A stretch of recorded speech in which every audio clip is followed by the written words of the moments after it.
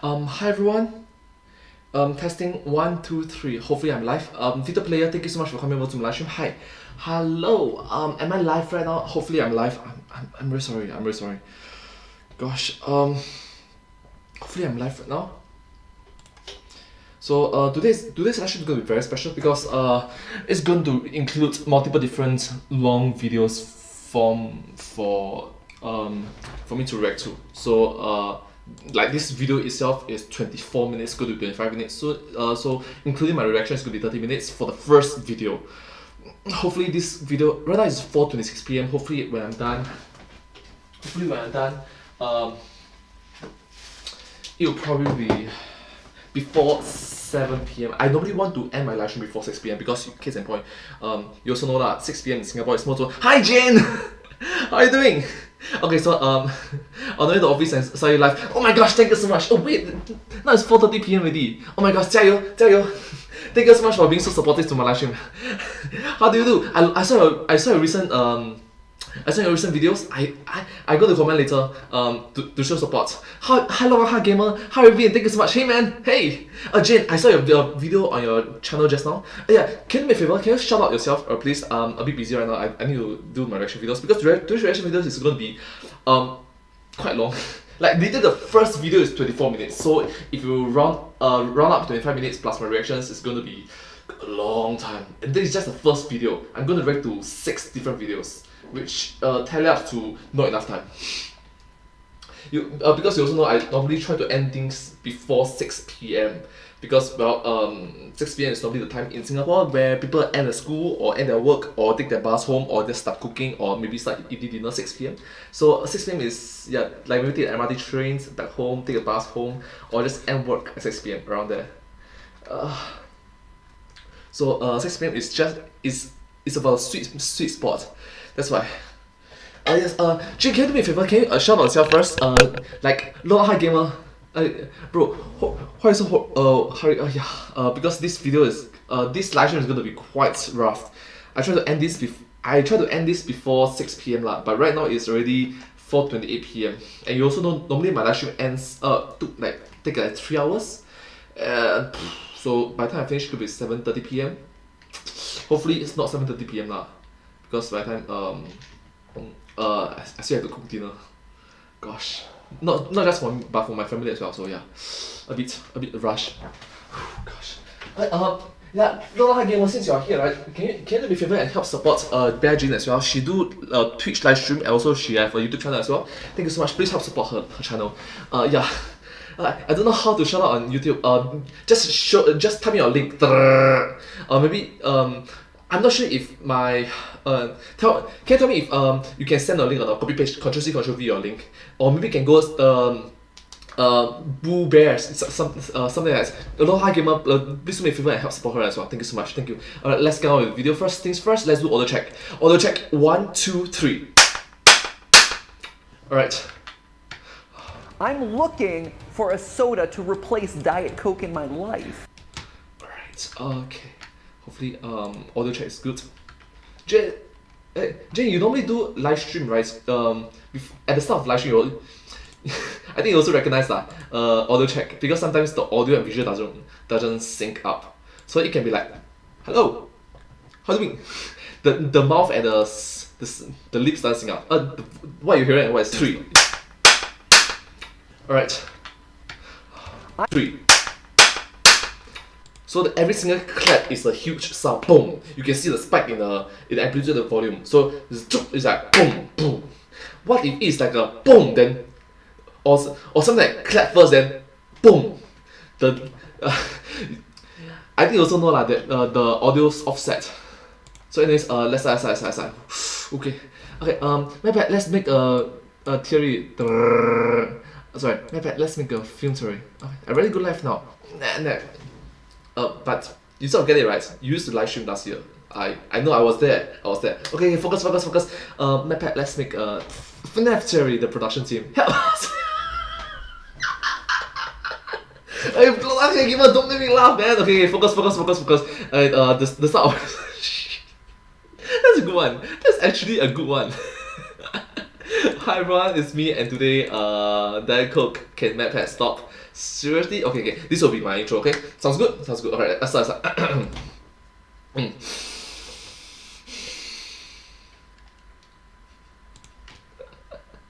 Oh my gosh.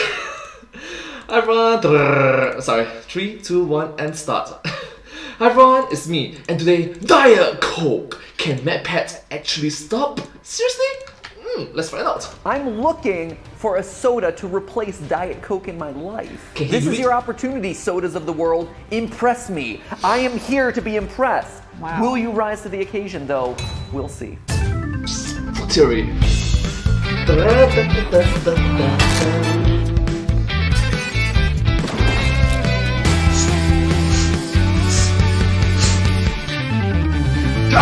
Hello, Internet. Welcome to Food Theory. Hello Internet, welcome to Food Theory. Hi. Or today it's like, oh, it's my dream episode. If there is anything that you know about me and the Theorist channels on YouTube, it's probably the fact that we created the Sans' Nest meme, unfortunately. If there's two things that you know about us on the channel, it is that I'm the guy on YouTube who wears that red coat more often Yeah, than that not. red jacket does appear a lot. It does. You gotta There's also brand. Five Nights at Freddy's. Oh, it's the We'll Five know Nights at that. Freddy's guy, that's true. Yes. But if there's like another Another thing. that you know, That you are married to Stephanie? it's that. Or you have 4 different channels, the game theorist, the film theorist, the food theorist, and GT Life. That Matthew loves, and when I say love, I mean like kinda borderline stalks Diet Coke. Oh, okay. The more you know. Alright. The more you know. That's a lot. Throughout the years. So Decades. to Matthew's credit, he gave up Diet Coke for all of 2020, which we did not know would be what a year to give it up. Yeah, and so 2021, I'm coming back with a vengeance. Back. Hardcore. We don't advocate drinking a lot of Diet Coke, actually. It's a little We at Food Theorists do not support mass Unhealthy. consumption I of drink a Diet lot of Coke, Diet despite Matt's implicit. I don't advocate it, but I drink a lot of it. Despite Matt's implicit ability to drink gallons on an So do as I hourly say and not as I basis. do, friends. Today, we're going to test all of the Diet Colas to see if Matthew should really be hopping back on the Diet Coke bandwagon or if his allegiance has been misplaced all these years. Yeah, have I been loyal to the wrong diet soda? As someone who prides himself on being a diet soda aficionado, I should know that my allegiance is with the best possible option. So today, we have assembled a huge variety of different cola flavors. So instead of Avengers Assemble, it's more like Diet Coke Assemble. In honor of March Madness, we are putting them all into a competition head-to-head bracket style. Yeah, something like a mukbang video, something like that. For any of you unfamiliar with March Madness, it's a huge month-long college basketball tournament here in the States, and it's going on right now as we speak. 64 teams get invited, 68 if you count the play-in game, and they all duke it out single elimination style until one team is crowned the national champion. And With the basketball. today, Food Theory is going to be using a similar approach to determine the champion of Matt Pat's taste buds. I asked my wife Steph to join me in the taste test today to act as a control. I can pretty much pick the taste of Diet Coke out of a crowd at this point, but Steph doesn't drink nearly as much diet soda as I do, so she's here to hold my feet to the fire and make sure that I'm staying as objective as possible. Now, in Oh, such a nice wife. Thank you so much, Stephanie, for being such a nice partner to Matt Pat. Thank you. A really good chemistry and a great role model. Thank you so much. order to enter today's March Madness tournament, get it? I changed madness to madness. Ah, look at that pro writing right there. A soda has to meet 3 criteria. First, it has to be cola flavored. Sorry to all the root beers and Dr. Peppers of the world, but this episode ain't about you. Same goes for colas that have flavoring added, like cherry or lime. Today we're strictly looking at sodas with the cola flavor first, no twists. Secondly, today's cola contenders must have 0 calories. Diet Coke has 0 calories, so any soda looking to replace it in my life needs to bring 0 to the table as well. I'm sorry, Coca-Cola Life, you and your 15 calories, like pick a lane and stick with it. None of this middle of the road business. Finally, I'll only be looking at 0 calorie colas that are readily available for me here in North Carolina. If you don't see your favorite Diet Cola in today's tournament, it's because it wasn't for sale near my home. And case in point, understandable, because right now I live in Singapore.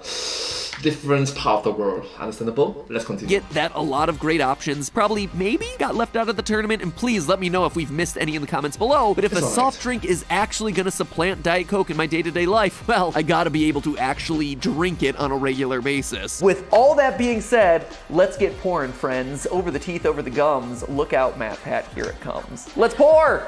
Pour! Not so fast, me. In true March Madness form, we can't really start the tournament until we have ourselves a play-in game. So before we get into the main competition here, we Oh my god, that is like a game theory, a crossover to food theory. first have to have a runoff of Diet Coke. You see, there are lots of different sources of Diet Coke, and you ask anyone who is as die-hard of a Diet Coke aficionado as I am, they'll tell you that different sources taste differently. For instance, soda fountain Diet Coke, there's also plastic bottle Diet Coke, canned Diet Coke, so we have them represented here to make sure that the one that enters the competition is putting its best foot forward. And the Diet Coke only gets one entry onto the main bracket. You can't have like half the bracket be Diet Coke. So it gets one shot, and we're gonna see which one goes up against all the other stuff. Right, so here we go. We have the three laid out here.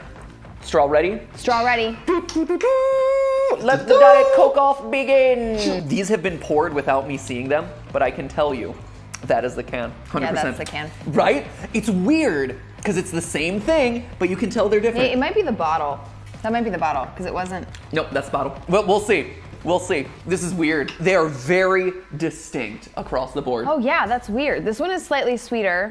This one has an imaginary plastic taste that I think I'm making up, but maybe not. And then this one is like the other one. Which one goes into the bracket then? I think it's this one. It's a better flavor. Right? I'm okay with that. I think this is the entry. Okay, so Okay. should we check? Yeah. Let's check them. This is the can. Oh, this is fountain. That's fountain. And this Man. is the bottle. You're good.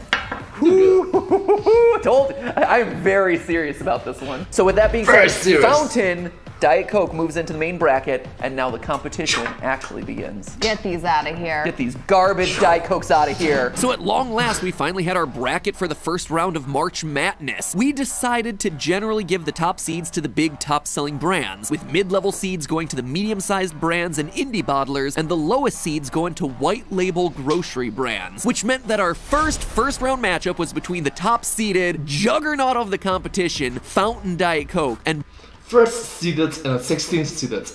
Interesting. bottom-seeded Publix Diet Cola. So for those of you who don't know, Publix is a regional grocery store specializing in like the southeast of the US. Yeah, in Florida. In Florida is part of the southeast of the US, Steph. Every grocery store seems to have their own brand of diet soda.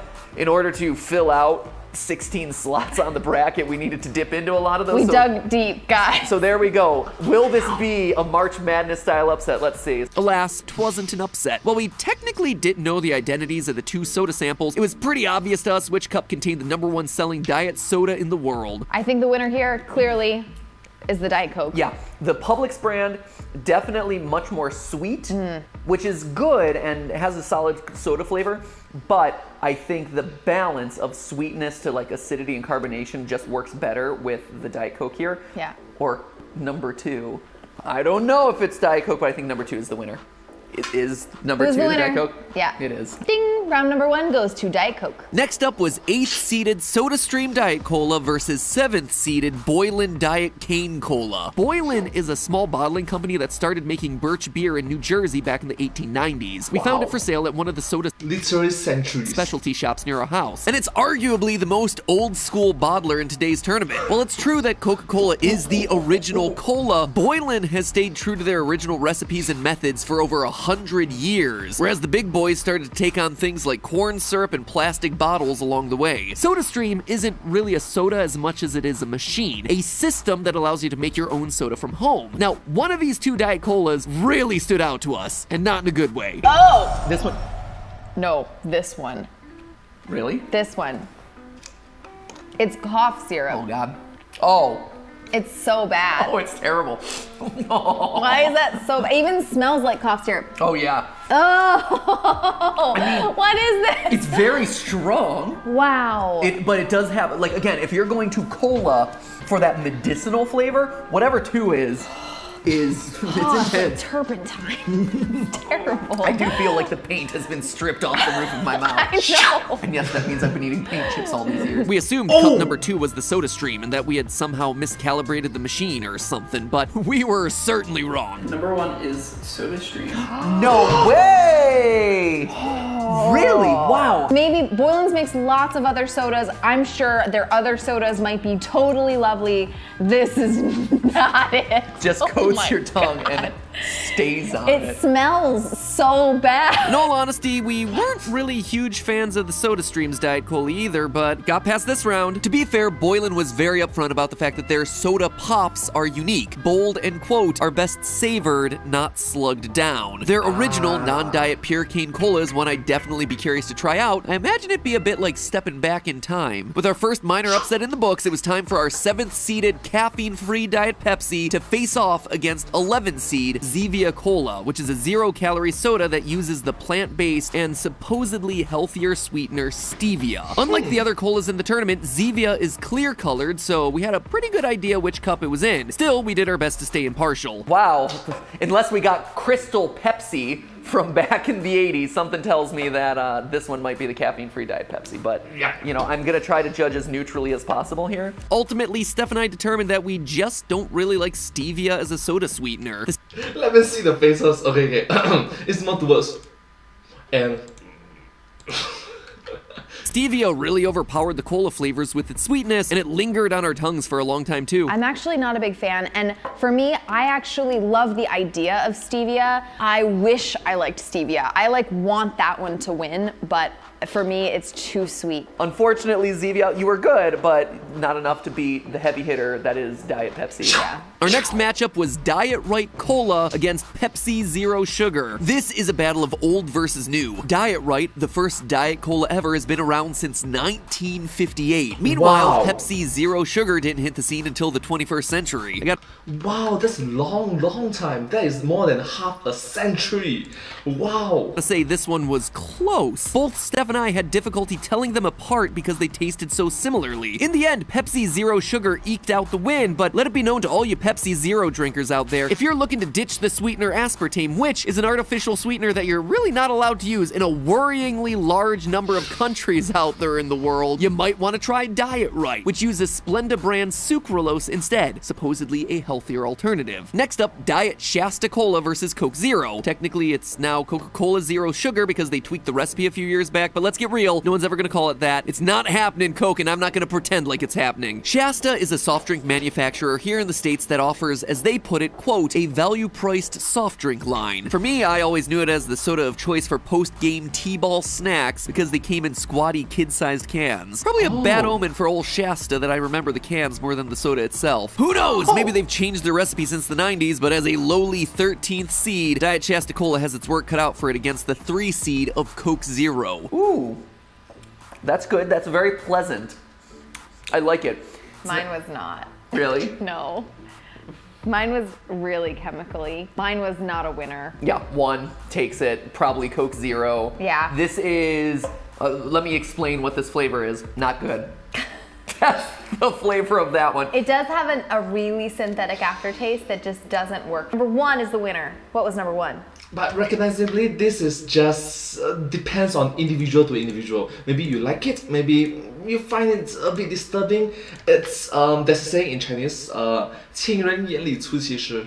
Beauty is not for beholder. Similarly, taste as well, I guess. Maybe. Seriously? Coke It was Zero. Coke Zero, okay. Go figure. Sorry, Shasta. Shasta got the shaft. Shasta got shafted. Shafts. Okay. Moving on. After that, we had a matchup between 2 grocery store brands, Walmart's Diet Sam's Cola versus Whole Foods 365 0-calorie cola. Let's see how it is. 365. Will I be drinking this 365 days a year? Oh, I hate this. Whatever this is miserable. Oh. This is okay. Oh. Oh, this is so awful. Oh, I hate it. I hate it so much. Wow. Oh, I hate it with a fiery passion. I'm so sorry. Oh, it's weird. It is so bizarre, right? It is wacky. When you first take a sip, there's nothing wrong with it, except it's like, oh, this is like a little sweeter than it should be, and then it just has this lingering, awful sweetness on the back. Bleh. What is the one that I hate, Matt? Whole Foods. This is. Oh! I hate Whole Foods. Is this, wait. Is this flavored with stevia? It's flavored with stevia, that's why we hate it. Really? This is I stevia. just don't like stuff flavored with stevia. I can't get over it. Diet Sam's Cola moved on to the second round, and we moved on to our next first round matchup. The Diet Cola from North Carolina-based grocery store Harris Teeter versus the specialty soda Johnny Ryan Diet Cola. Like Boylan, Johnny Ryan is another old school bottler that's stuck with glass bottles and cane sugar in its non-diet sodas. Harris Teeter, meanwhile, is literally the closest grocery store to our house. I knew absolutely nothing about their Diet Cola going into this tournament, other than the fact that we needed a 16th Diet Cola and it happened to be there on the shelf when we needed it most. Well, I guess, the more you know, I guess, yay. I.e. the morning of the shoot when we were one short. Ooh, this is very good. This is weird. No, I can't decide if I like it or not. this is nice. I like this because the flavor of whatever one is, it has that like signature diet soda flavor, but there's a little bit like of fruitiness on the back end. I like one a lot. This one actually, Ooh, this right? is nice. It's really good. There's an almost citrus cherry kind of kick in there, but it's still strongly cola, so it's only just a little hint. It's really nice. It just kind of rounds out the flavor a little bit more. I just love it that Stephanie and MadPat give such different descriptions. So, MadPat is like, woo, and Stephanie is just giving me such great descriptions. It's like,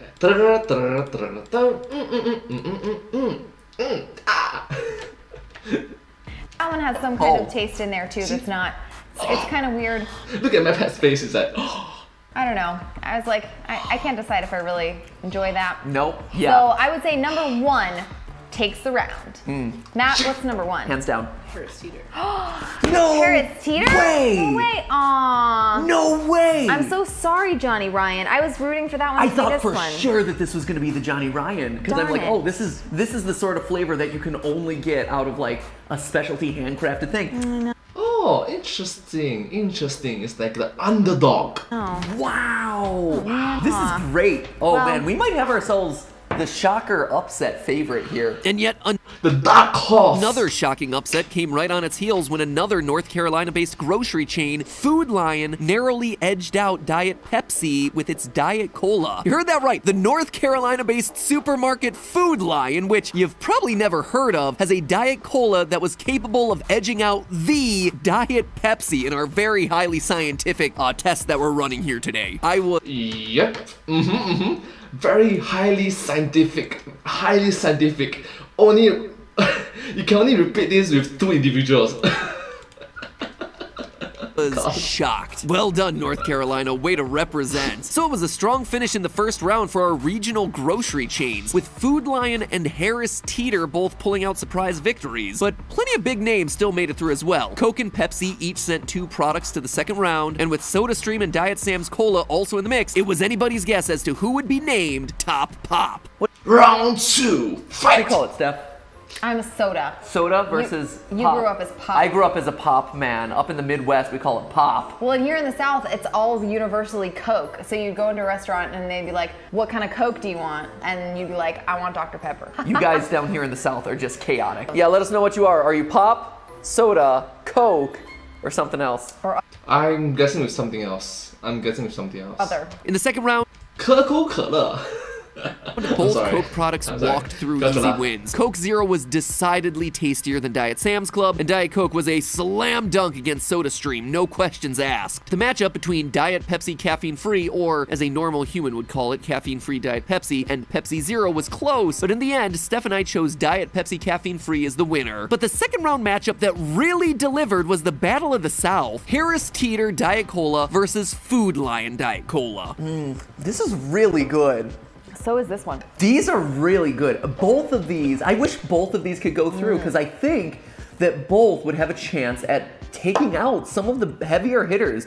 I am shocked by the strength of the store brands of some of these southern grocery stores. Yeah, they're really good. And I'm sure that these are also like extremely similar, if not exactly the same as other regional grocery stores. So I guess the lesson, just based on how far these both have made it through the brackets, is like, don't be put off by the store brand. Like, they are really good sometimes. You just have to try them. Right, you just have to give it a try. The generic, the store brand, whatever, totally legit. I am shocked because one has this very unique, again, it has that weird, interesting fruity blend that none of the other ones have. It has a really great flavor to it.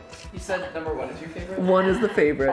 Harris Teeter. This is Harris Teeter. Yeah, and you said it's because it's fruity? Yeah. I don't know if this is going to spoil things for you, Yeah. so I can hold it, but there's a difference in ingredients between the two. Ooh. Really? Does What one is- have citric acid? Yeah. Really, it's the citric acid. So this is Harris Teeter.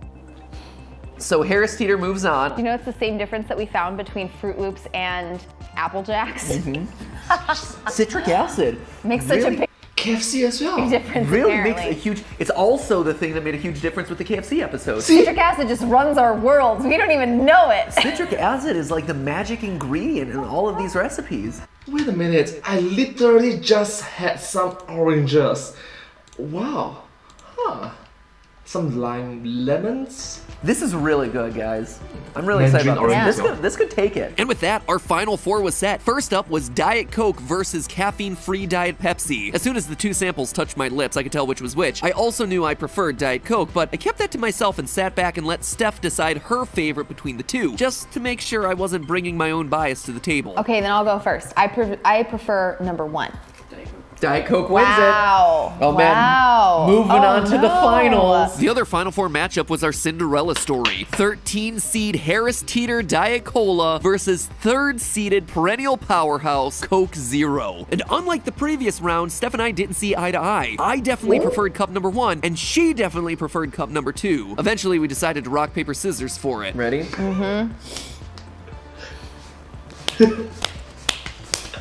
Oh no! We didn't find this out until later, but cup number 1 was Harris Teeter, and number 2 was Coke Zero. So What are they doing, man? Seriously, what are they doing? First round, rock, paper, rock. Second round, scissors, paper, stone, stone. The third round, 剪刀石头布，石头 next， じゃんけん。 weirdly enough, I wasn't even fighting for a Coke product here. Just wanted to mention that because I'm a little proud of myself for staying objective. Neither of us are budging. Here, let me convince you. I just love both of their chemistry, you know. Here, sample it one more time, Stephanie. Nope, I've made my choice.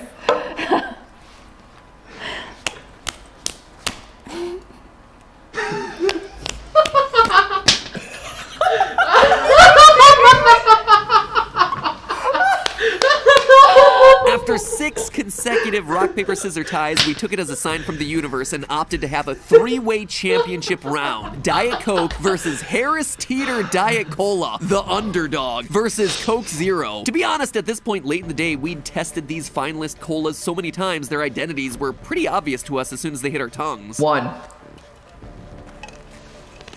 Alright, I just love it. Okay, senpai, I just love it.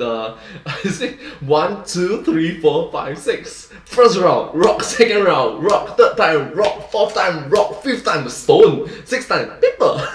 To have a 3-way championship round. Diet Coke versus Harris Teeter Diet Cola, the Scissors was out no matter what. 剪刀，剪刀。underdog versus Coke Zero. To be honest, at this point late in the day, we'd tested these finalist colas so many times, their identities were pretty obvious to us as soon as they hit our tongues. 1.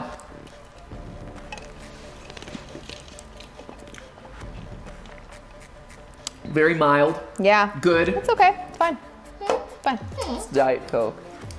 It's fine. It's Diet Coke. You can tell, I know. Matt, come on, man. Do this experiments properly. Come on, Matt. Come on. It's that fountain Diet Coke. 2.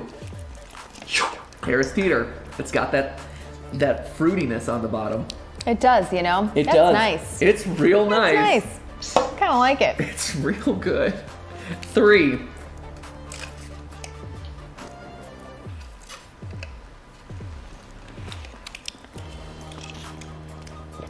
For whatever reason, the Coke Zero, which usually reads as a really sugary to me, is less sugary this time.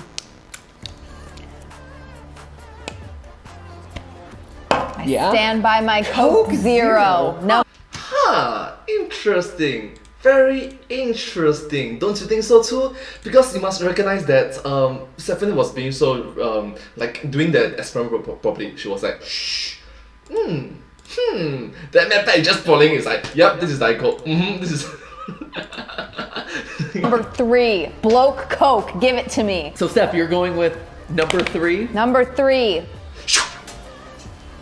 Number 3 is my number 3 place. 2 is the No, best. yeah, which In my Diet Coke-addled brain, it has the most interesting flavor while still maintaining the Diet Cola thing that I just live for. It's that fruitiness that's in it. It's that Look at Stephanie's face. Look at Stephanie's face. Oh my god, is he gonna change? added little like bump at the back end of it that's really delicious and is so unique and interesting and not chemically flat. It doesn't taste too chemically, it doesn't taste too sweet. Oh my gosh, let's take a look. In Just look at my her face. Diet Coke Look at her face, addled look at her face. brain, it has the most interesting flavor while still maintaining the Diet Cola thing that I just live for. Her face, her face. It's that fruitiness that's in it. It's that added little like bump at the back end of it that's really delicious and is so unique and interesting and not chemically flat. It doesn't taste too chemically, it doesn't taste too sweet. It is without question. Like it blows my mind. Are you hearing this? No joke, and this is totally behind the scenes, just to give you guys an idea of where this was not on the list as of this morning. This was supposed to be Diet Coke Splenda, but they didn't sell it in any stores even remotely near us. I went out. Yep. Yep. This is the underdog, the dark horse of the entire competition. So, the more you know, I guess. To the local Harris Teeter, and this was the one thing that they had, and I'm like, we need one filler slot here. Let me grab it. And it has shockingly bested everyone in this competition. I can't believe I don't even have a joke for that. Like- I can't believe that. That is not for the memes, that's not for the views, that's not clickbait. Like, Oh my god, the destiny! Oh my gosh, the coincidence! I am as shocked as you are. This is my favorite diet soda. What? What? Now, I realize the result isn't exactly helpful to a lot of you theorists out there. After all, Harris Teeter is a small regional grocery chain, and if you don't live along the US Eastern Seaboard, it's gonna be tough to get. So we did some digging into Harris Teeter brand soda, and here's the skinny. Being a relatively small chain, Harris Teeter doesn't have their own food processing or manufacturing. Instead, they do what a lot of grocery stores do and slap their logo on white label products, or as grocery stores prefer to call them, private label products. This probably merits its own food theory episode in the future, but basically there are factories that quietly produce similar or even identical food products for multiple brands. So the store brand spaghetti at one grocery store might be exactly the same and come from the same factory as the store brand spaghetti sold at the competitor's store. Heck, the more expensive brand name spaghetti might actually be from the same factory too. And the same goes for sodas. Now, in 2013, Harris Teeter merged with and became a subsidiary of the much larger retail company Kroger. Well, $2.5 billion. That's a lot of dollars. That's a lot of money. You must remember, this is literally billions of dollars involved. A lot. Harris Teeter is too small to manufacture their own food products. Kroger operates, quote, 35 food processing or manufacturing facilities. So here's some homework for all the theorists out there looking to find the best Diet Cola in their area. Check out white label sodas from these Kroger-owned stores listed on their website. I can't prove it without taking a sizable road trip, but I have a sneaking suspicion that some of these stores like Kroger's, Fred Meyer's, Ralph's, Fry's, and Food for Less might actually be selling the exact same white label soda as Harris Teeter, but with a different label label on it. Be sure to let me know down in the comments. I am really curious to know if Kroger is secretly supplying us all with the most delicious Diet Cola the world has ever tasted. So there you have it, theorists. I set out today looking to get the truth, and I think I found it. Look, there's always gonna be a special place in my heart for Diet Coke, and let's not overlook the fact that it had a strong showing today. It was both my and Steph's second place choice. But if and when I get back on the soda bandwagon, I'll be stocking up on the tastier and considerably cheaper, I might add, Harris Teeter Diet Cola. Though I gotta say, after the amount of soda we ingested today, might be a while before Steph or I ever pick up a soda again. But hey, that's just a theory. A food theory. Bon appetit. Thanks for watching, theorists. I just ingested twice my body weight in soda for your entertainment. How about a click of that subscribe button in return? Steph and I are always running new food experiments here on the Food Theory channel. Some of them are actually useful, and others are, well, sometimes they're just for fun. Like last week's episode on Panera Bread Bowl gloves. Yep, you heard that right. They're gloves made of bread. I'm not gonna say that we regret making the episode, but you'll probably regret if you don't watch it. That link's on screen right now, and I'll see you all next week. Yeah, this video has been very interesting, very weird, but quite cool to watch. Anyways, thank you all so much for watching this video. I hope you find this video very interesting to watch. If you do like this video, please remember to like, share and subscribe to my channel, and comment down below if you have anything to share about us. Don't forget to follow my channel, and sincerely appreciate all of our support and encouragement for our work. Thank you all so much, you're the best. I hope to see you all in my next video. But hey, that's just a theory, a food theory. Bon appetit. Thank you.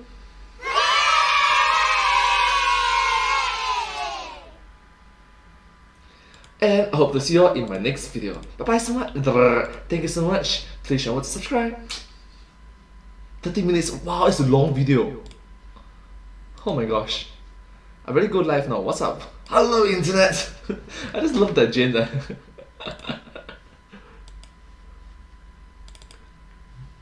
Alright, next video. I'm in a rush of time. Right now it's 5:02 PM already. The Dark Secret of Oreos, and this is Theorists, let me know your answer long down video, in the I comments. guess. Oh my gosh, 16 minutes. Gosh.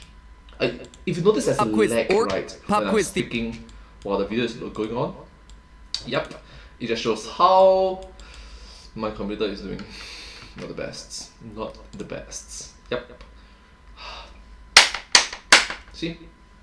There's a slight delay. Shoot. If I do actions, sure, but if I speak while the video is ongoing, first of all, audio is going to overlap. So I try to my best to, if I want to speak, change camera views, change different scenes. Alright, let's start. This is about Oreo. So, hi everyone, it's me, and today, Oreo.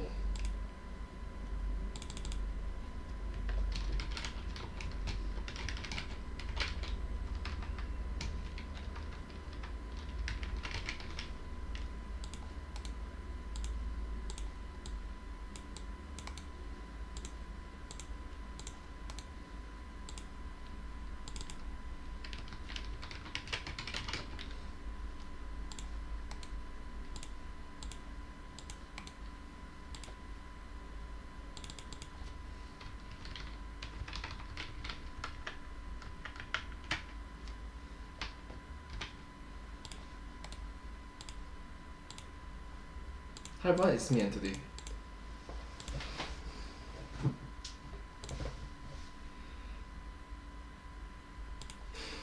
Oreo, Oreo, Oreo. Hi everyone, it's me, and today let's uncover the secrets about Oreo. Together, let's start. Pop quiz theorists, let me know your answer down in the comments. How do you eat your Oreo cookie? Do you A, just eat it like a normal cookie? What am I even talking about here? Do you B, dunk it in milk and nibble away the soggy portion of the cookie? Do you C, twist the cookie apart and eat it in pieces? Or D, black out and wake up 30 minutes later half naked on the floor covered in crumbs with 2 full sleeves of Oreos held unaccounted for? Wait a minute, why is there a D in the first Just place? figured I'd ask, you know, for a friend. Me, I'm probably more of a C type of guy. For a friend. Definitely C. For a friend. Seriously. Oh. A, B, C, D.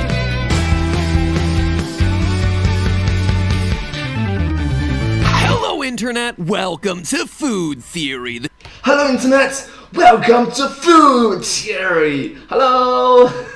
Hello, Internet. Show that's here to fill your brain with the most stuff. People often ask me, Pat, why do you want to ruin my childhood? Year after year, channel after channel, episode after episode, you go out of your way to undermine everything I love about Disney and Nintendo and now even Kool-Aid. Why? Well, here's the truth, friends. Come closer and I'll tell you. Closer. I'm not trying. Theorists, I'm just a simple YouTuber who happens to follow the facts wherever they lead. Take today's on. episode as an example. I set out to make a pleasant little video about Oreo cookies. I really did. I stumbled across a fun fact about how Oreo spent a lot of money to make their cookies kosher back in the 90s. Harmless, right? I love Oreos. I love our food channel. I love the fact that our food channel allows me to buy things like Oreos that I can write off on my taxes. And heck, it sounded like an interesting topic, so naturally I looked into why Oreo would spend tens of millions of dollars on a recipe tweak when they were already the best-selling cookie in the world. And what I found is that it wasn't just a business decision about dollars and cents, it was a personal vendetta. And from there I just descended down into grocery store conspiracies and Big Cookie trying to smash Little Cookie into crumbles and a cover-up that's been decades in the making. Theorists, Get it? Cookie, crumbles, get it? it turns out going kosher was Oreo's masterstroke in a century-old sandwich cookie feud. That's right, I said sandwich cookie feud. And I'm not so sure that Oreo's on the right side of this one either, because that sweet little fun fact about Oreos being kosher is, in fact, sandwiched between two dark, sinister secrets. So Dark secret facts. settle in, theorists, because while Oreo's cookies may be kosher, their alleged business practices haven't always been. It's time for Oreos to get dunked on. Dunked on, as in dunked in the milk, but also dunked on in the anyway, it all begins a long time ago. So here's how this whole cookie feud began. Back in the 1890s, brothers Jacob and Joseph Luce started a bakery together in Kansas City, Missouri. But you must remember that this right now is in the year 2022. So 1890s is like centuries ago. Literally centuries. Very long time ago. Jacob fell ill and went to Europe to recover. While he was away, Joseph used his seat on the company's board to take the company in a new direction and form the National Biscuit Company, today known as Nabisco. Jacob, the sick brother, was not happy about this decision, eventually recovered from his illness and returned to the States. He decided to get back into the cookie game, but not with Nabisco. Instead, Jacob started the Loose Wiles Biscuit Company with a new business partner, quickly building it up to be the second largest bakery in the US behind, you guessed it, Nabisco. A large part of that success came in 1908 when the Loose Wiles Biscuit Company released the Hydrox sandwich cookie. Case in point, you must also remember right now it's in the year 2022. So 1908 is also hundreds of years ago. Come on, man. Revolutionary dessert with 2 chocolate cookies and a cream filling. 4 years later, Nabisco would release the Oreo, and, well, it was a ripoff of the Hydrox, and a shameless one at that. Like, there is no beating around the bush here, my friends. I mean, just look at these 2 cookies side by side. The circular shape, the flavorings, the colors, the filling, the biscuits, and that's not even mentioning the design. The name in the center, the ridged edges, the intricate floral-inspired pattern. It's safe to say that the Oreo was made to look like the Hydrox. Heck, even the name Oreo is a jab at Hydrox. It's a reference to the Oreodaphne, a genus of flowering mountain laurels, just like the pattern on the Hydrox cookie. And this, theorists, is the first dark secret at play here. The uncomfortable truth about America's favorite cookie, nay, the world's favorite cookie, is that it's an outright ripoff of the original Hydrox. Now, there's a fine line between unethical business and good business. Say what you will about Oreo's origins, but the fact of the matter is that it was followed up by decades and decades of good business decisions on Nabisco's part. And True. I must remember that businesses can be good, businesses can be bad, businesses can be ethical, businesses can be unethical. What do you call it? Not ethical. Yeah.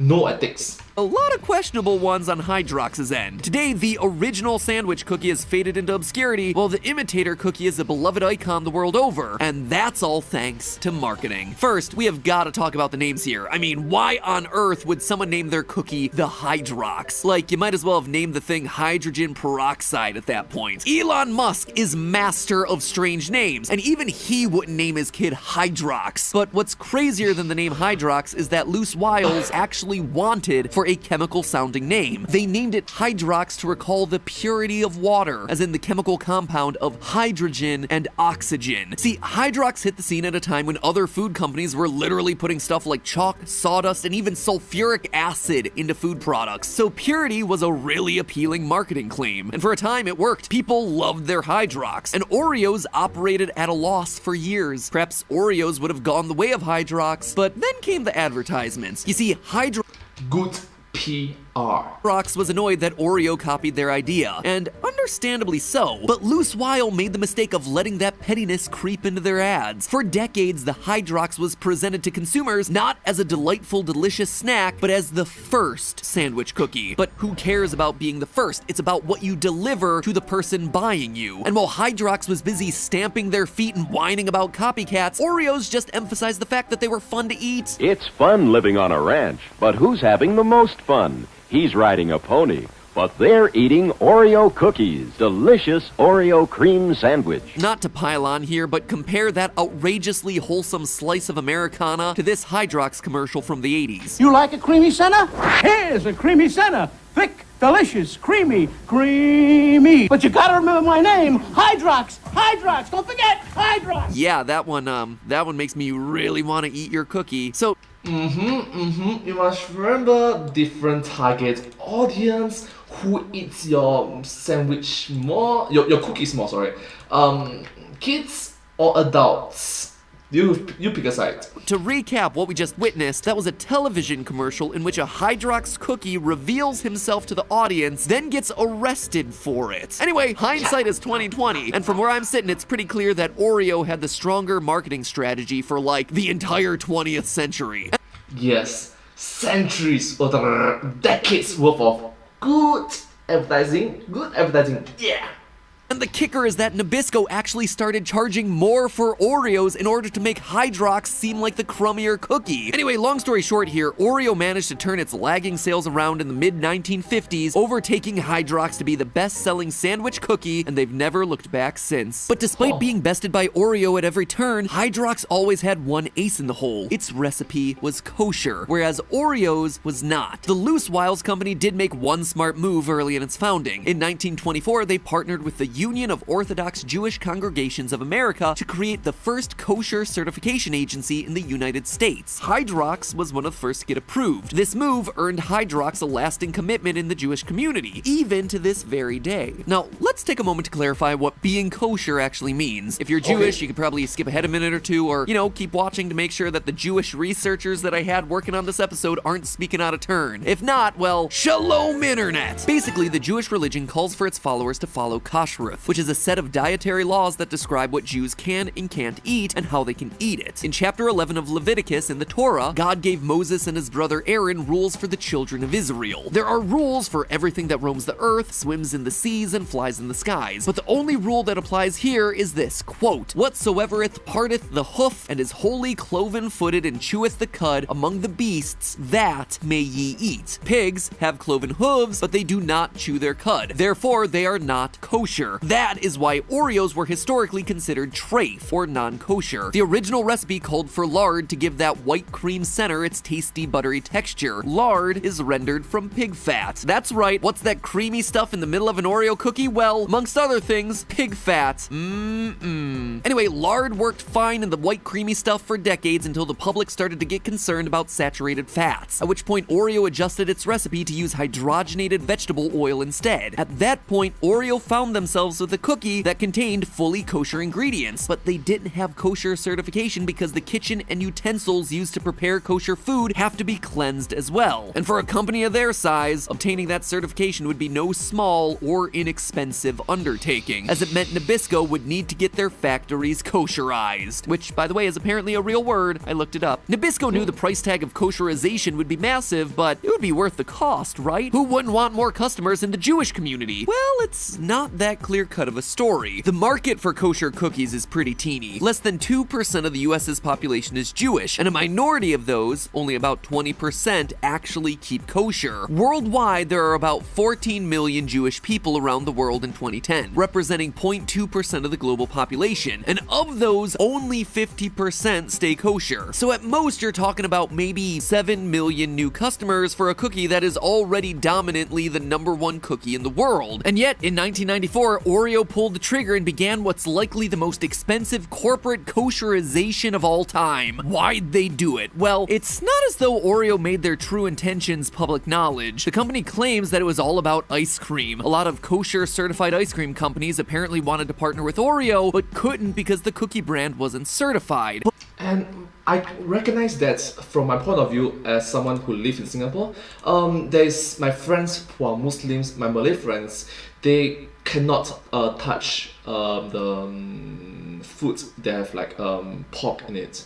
So it sort of like broadened the horizons for more Muslim friends, more customers to consume their cookies, which is a lot of money lah. So great.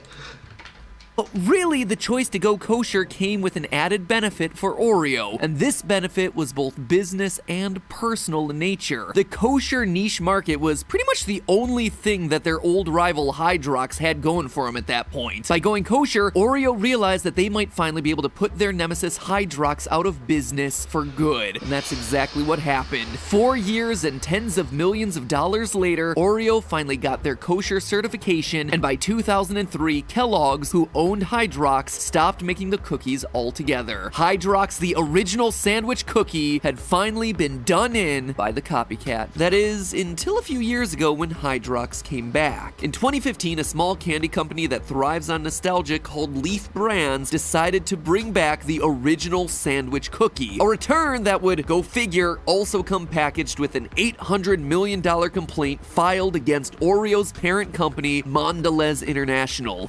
Alright, wow, that's a lot of money. $800 million, literally hundreds of millions. Multi-million-dollar, a lot of money. This, theorists, is the other dark secret that I teased earlier in the video. Oreo, after all these years, is still allegedly playing dirty to kill off Hydrox. Only this time the battle's happening in the grocery store cookie aisle. I mean, it sounds crazy, but since 2015, Leaf Brands have found example after example of Hydrox being hidden behind Oreo packages, being turned sideways on the shelf, being shoved to the back of the shelves, moved to the top shelves, pretty much anywhere except for where the consumer could easily see them. Why would that have anything to do with Mondelez International or Oreo brand? Because Mondelez is literally in charge of product placement on cookie shelves. That's right, these days big companies like Mondelez International, who spend a lot of money on in-store marketing, can actually become what's known as category captains for their aisles. This means that they decide how the shelves are laid out, not just for themselves, but also, strangely enough, for their competitors, which is just like the most monopolistic thing out there. It is so insane. It'd be like letting Babe Ruth umpire a Yankees game. It's like letting a defendant judge his own trial. It's like letting food theory choose your suggested video feed. Okay, maybe that one isn't so bad. Furthermore, Mondelez has the resources to do direct store distribution, meaning they send their own people to physically place the products on shelves rather than letting the store handle it. So when a certain product is regularly found hidden or out of place or in an inconvenient position,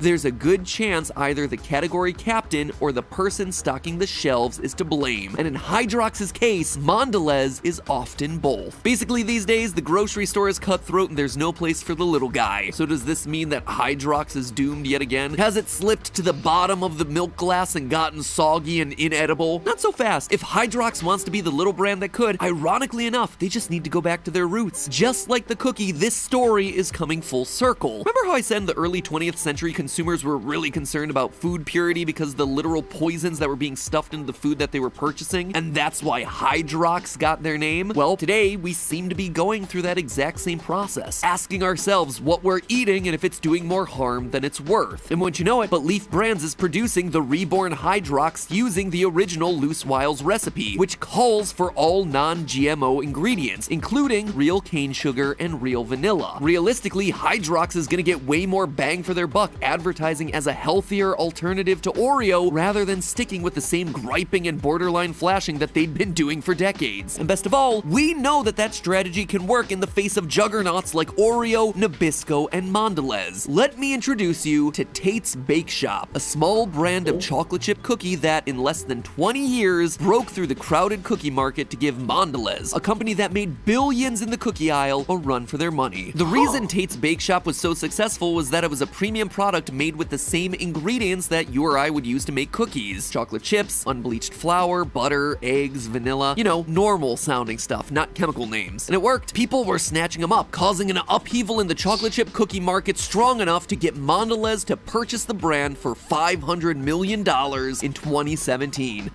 Wow, 2017 was 5 years ago, before the global pandemic period. But still, $500 million.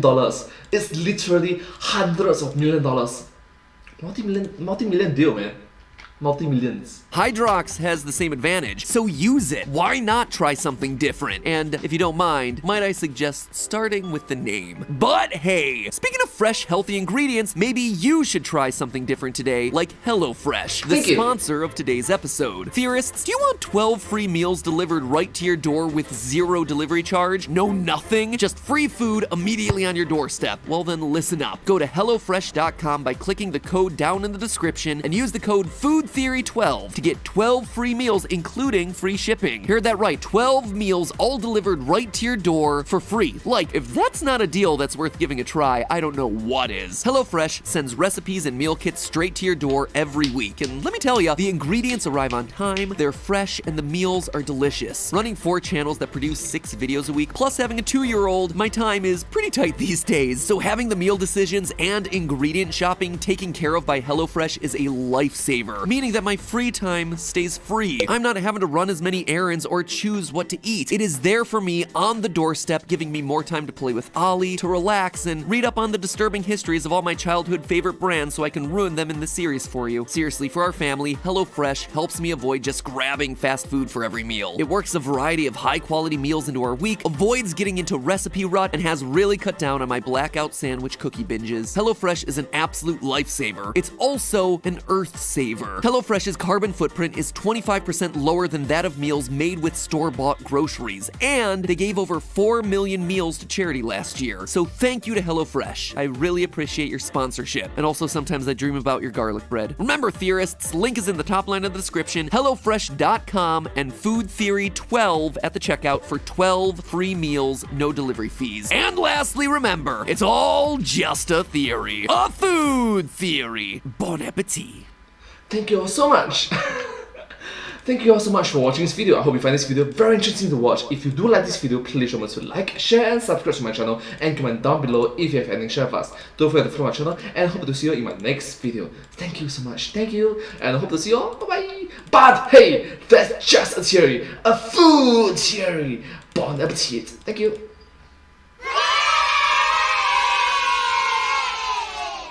And I hope to see you all in my next video. Bye bye. Thank you so much. Subscribe. Thank you. Alright, I want to ask you, is that you on Instagram, the one that followed me? I think that is is it the one with like my first video, my second video, my first subscriber, my first follower, something like that. I think so lah. I think that was me. Because I remember second, the first individual was Goof Guy. The first individual who followed me back was Goof Guy. It's like, wow. Respect you, Goof Guy. Thank you so much, Goof Guy, for being so supportive. Thank you. You're the best. Thank you so much, Goof Guy. Wait. Today is going to be rushed because today we're at 5:23 PM already, and I still have like 4 more videos to react to. Gosh, I need rush. Oof. I need to rush. 4 more videos. This is 18 minutes. 20 minutes. 40 minutes, okay? 12 minutes. Oh my gosh, these 2 videos is long. This 2 videos is very long. Oh gosh. Oh gosh, I hope that's... You also know 6 PM is normally the time in which people just end their school or end their work or they arrive back home and just do things right. Things will get pretty noisy. Yes. Oh, bye. Bye. Thank you so much. Jane, Rodan is going to be 6 p.m. soon, so I'm thinking you're probably having your dinner, right? Thank you. See you next time. Thanks for streaming. I just finished dinner. Wow, that's a bit early, but anyways, great. Okay. Focus. I'm gonna react to your. I'm going to watch your videos and comment down on your videos as well. Sounds good.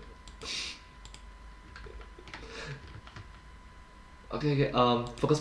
This is about Grubhub lore. Alright, bye, Jane. Thank you so much for being so supportive. Thank you. Have a good rest.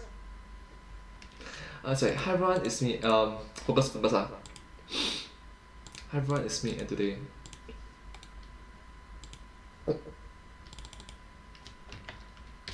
Let's watch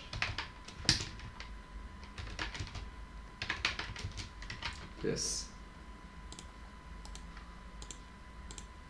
Look.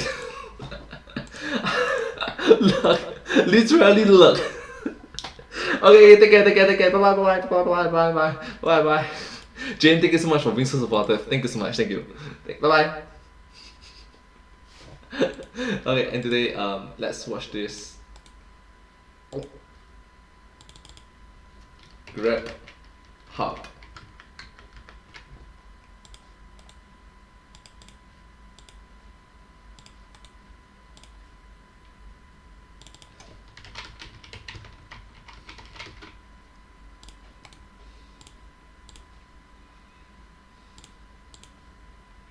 Three, two, one, and go.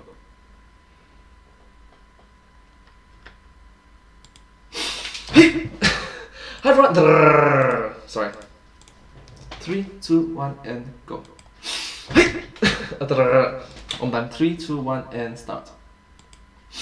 Hey! Hi everyone, it's me, and today let's watch this food Grubhub theory together. Sorry. 3, 2, 1, and hey! Hi everyone, it's me, and today let's watch this Grubhub game theory. Food theory, gosh. One more time. You know what? Let's do this, okay?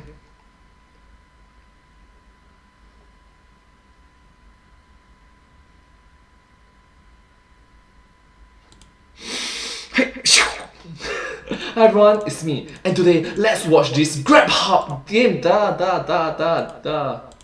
One more time. 3, 2.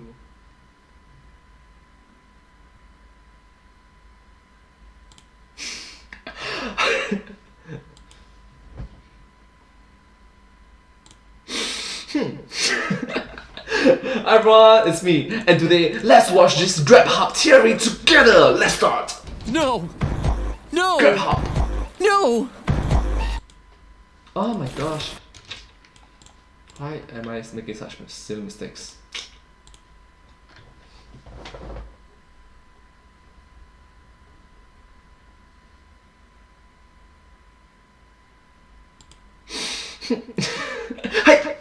Hi everyone, it's me, and today I missed the button. One more time. 3, 2. Oh my gosh, so many NG.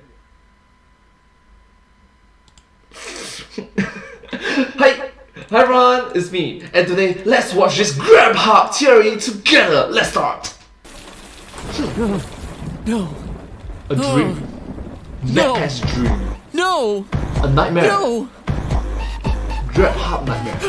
Matthew! Oh, thank goodness, it was just a nightmare. Steph, I can't even describe it. There was dancing, there was Grubhub, Steph. It had lore! It's okay, Matthew. Go back to sleep. It's not real. The Grubhub lore can't hurt you. It can't hurt you.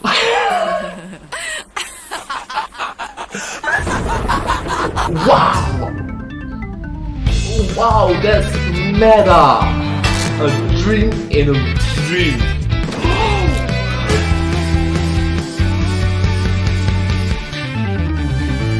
Hello, Internet! Welcome to Film Food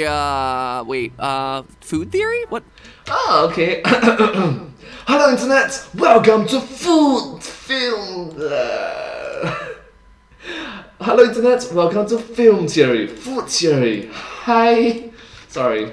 What channel is this again? Let me look at the logo in the corner. All right, welcome to Food Theory. Food Theory. Sorry about that, friends. I'm still a bit confused about where this Grubhub cinematic universe fits into our channels. GCU. You heard that one right, theorists. The GCU. It is a thing, and it is a thing that we can no longer ignore. See, over the past year, Grubhub has rolled out a series of commercials that are entirely 3D animated. The internet has lost its collective mind over these things, and not in a good way. The bulk of the internet's wrath has been directed at one particular ad called Delivery Dance. It features a ridiculously dressed dad, ridiculous dancing, ridiculous bites of salad. Actually, that's my favorite part. Can we just go back and pause it? Yeah, there it is. I mean, come on. What is that face? Forget the bite of 87. The real horror comes from the bite of 2021. Anyway, long story short, this Grubhub ad has been memed to death by the internet. And thank goodness for that, because it's been great. But the internet didn't stop there. Oh no, friends. The internet took it a step further and discovered that there is actual lore in these Grubhub commercials. Yep, this is my life. Now, a lot of Grubhub hubbub has been made by the other internet sleuths about the red world stuff. The strange, sometimes vacuous red space that the characters dance in after they get their Grubhub. Me, I'm a lot less concerned about that. Personally, that feels like a fair, non-literal filmmaking choice. Same goes for the magical diamonds, cash, and stars that often appear out of thin air in these commercials. I can even forgive the character's apparent lack of elbow and knee joints as an artistic choice, but what keeps this theorist up at night are the characters, because the relationships going on in these 15 and 30-second ad spots are way more complex and way more involved than they have any business of being. See, at the center of it is this woman, who we'll call Milkshake Lady. Milkshake Lady loves ordering food from Grubhub. Hi, Milkshake Lady. And she has a photo on her wall with Chicken Sandwich Guy that suggests that they're in a relationship. Hi, Chicken Sandwich Guy. However, there are a few weird things that jump out. For one, Weird. Milkshake Lady and Chicken Sandwich Guy don't appear to live in the same house. Also, there's no ring on either of their fingers. And then there's the fact that she seems to be pregnant not only in the photo, but also in real life. This means that the photo has to be fairly recent. Does this mean that Milkshake Lady is pregnant with Chicken Sandwich Baby? Well, that seems likely, except for the fact that we see him as a toddler in another commercial. The only explanation for this is that Milkshake Lady's scenes must be flashbacks to several years prior, before Chicken Sandwich Baby was born. And this could explain why Chicken Sandwich Guy and Milkshake Lady are never seen in the same room together. The story. 3 years after the birth of their child, Milkshake Lady is no longer around, and Chicken Sandwich Guy is doing the single dad thing, but he still misses her terribly. And ordering Grubhub takes him to a happier mental place, the red place where they can be together again. So yeah, that is some pretty intense world building for a couple of TV commercials. But here's an added wrinkle of complexity. There is a second picture on Milkshake Lady's wall, and it's of a dog that isn't her dog. That's right, the dog's owner, as established across multiple commercials, is this guy, who we're gonna call Taco Guy. And yet, Milkshake Lady clearly has a connection to the dog. Do I sense a love triangle in the air? Or Interesting. But anyways, hello dog and hello Taco Guy. Hi. Or maybe is it something less juicy? Like Milkshake Lady was the dog's first owner, and then Taco Guy became the dog's owner years later in the present day. Either way, it sure seems like something happened to Milkshake Lady. She isn't in her baby's life, she isn't in her dog's life, and both men seem to be dealing with trauma. Taco Guy just lies around his house all day, and Chicken Sandwich Guy seems to be using the red place in his mind as a crutch to make his life more bearable. If there's some painful event at the center of all this, some reason why Milkshake Lady has disappeared, Grubhub hasn't revealed what it is. Or have they? See, we here at Food Theory, after hours and hours of poring over this source material, believe that we've unearthed something big. Folks, the Grubhub cinematic universe is bigger than you think. Much bigger. I'll admit it, theorists, I started looking into the Grubhub lore as a joke. I did it for the memes, but you know what?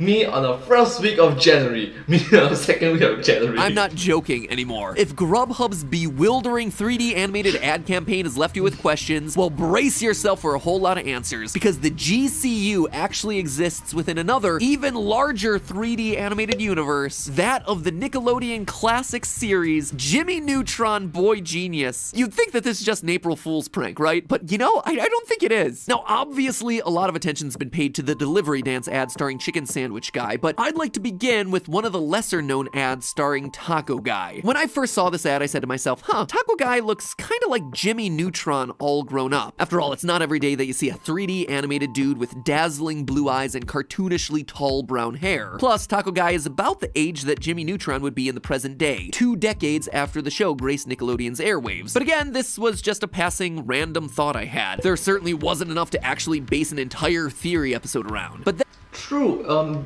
if you do the mathematics right, it's gonna be like, Jimmy Neutron is gonna be like in his mid or late 20s, or even in his early 30s, just like the individual. It's very familiar, very coincidence. And moments later in that same commercial, bam, I encountered this. Do you see it? Zoom in, enhance. Friends, check out those shirts. If it seems familiar, well, that's because it's Jimmy Neutron's shirt. Red t-shirt, atom on the chest, 3 electron orbitals.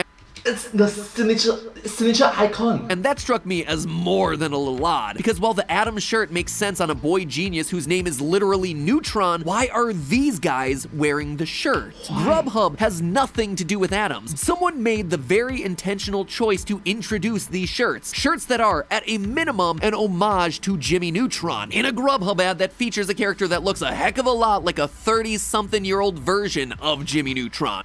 Or maybe like late 20s? But why? Why? Well, I'm thinking that Taco Guy deserves himself a second look. So it's important to note that Taco Guy actually appears in different commercials. In this first one we've been discussing, he appears on screen for just 5 seconds, playing video games and eating tacos that appear out of thin air as if by magic. But Taco Guy also stars in his own 15-second commercial. And it's this second spot that gives us a much better sense of who this guy is as a person, his lifestyle, his interests, and perhaps most importantly, his high-tech, borderline magical cell phone that provides him with tacos instantly at the push of a button. And these tacos can't be overlooked like the decorative diamonds and cash that we talked about earlier. Taco Guy interacts with the tacos. He actually eats them. They are real tacos. Now keep in mind, this food appearing out of thin air technology is not pervasive in the Grubhub cinematic universe. Delivery Guy is actually a recurring character across multiple spots, which proves that many people in this world still get their Grubhub delivery the old school way. So a phone that transports real food directly to your home is just as awesome in this universe as it would be in our universe. And it presumably is using similar technology as some of Jimmy Neutron's inventions in his show, like the matter transporter and the teleportation pods. And then there are the robots. I mean, here we have ourselves an adult man who has no fewer than 5 robots on display in his home. Jimmy Neutron, of course, built robots all the time. Even his dog was a robot, for crying out loud. Speaking of which, Taco Guy's dog does seem weirdly intelligent, don't you think? I mean, accidentally ordering tacos for your taco-loving master once is a coincidence, but this dog orders food for his master in multiple commercials. And not only that, but this dog picks out the best deal available each time. That is evidence of reasoning ability, not to mention literacy and an understanding of mathematics. You know who else just so happened to have a dog that was able to do all that? Jimmy Neutron, who built Goddard, a robot dog that was literate and hyper intelligent.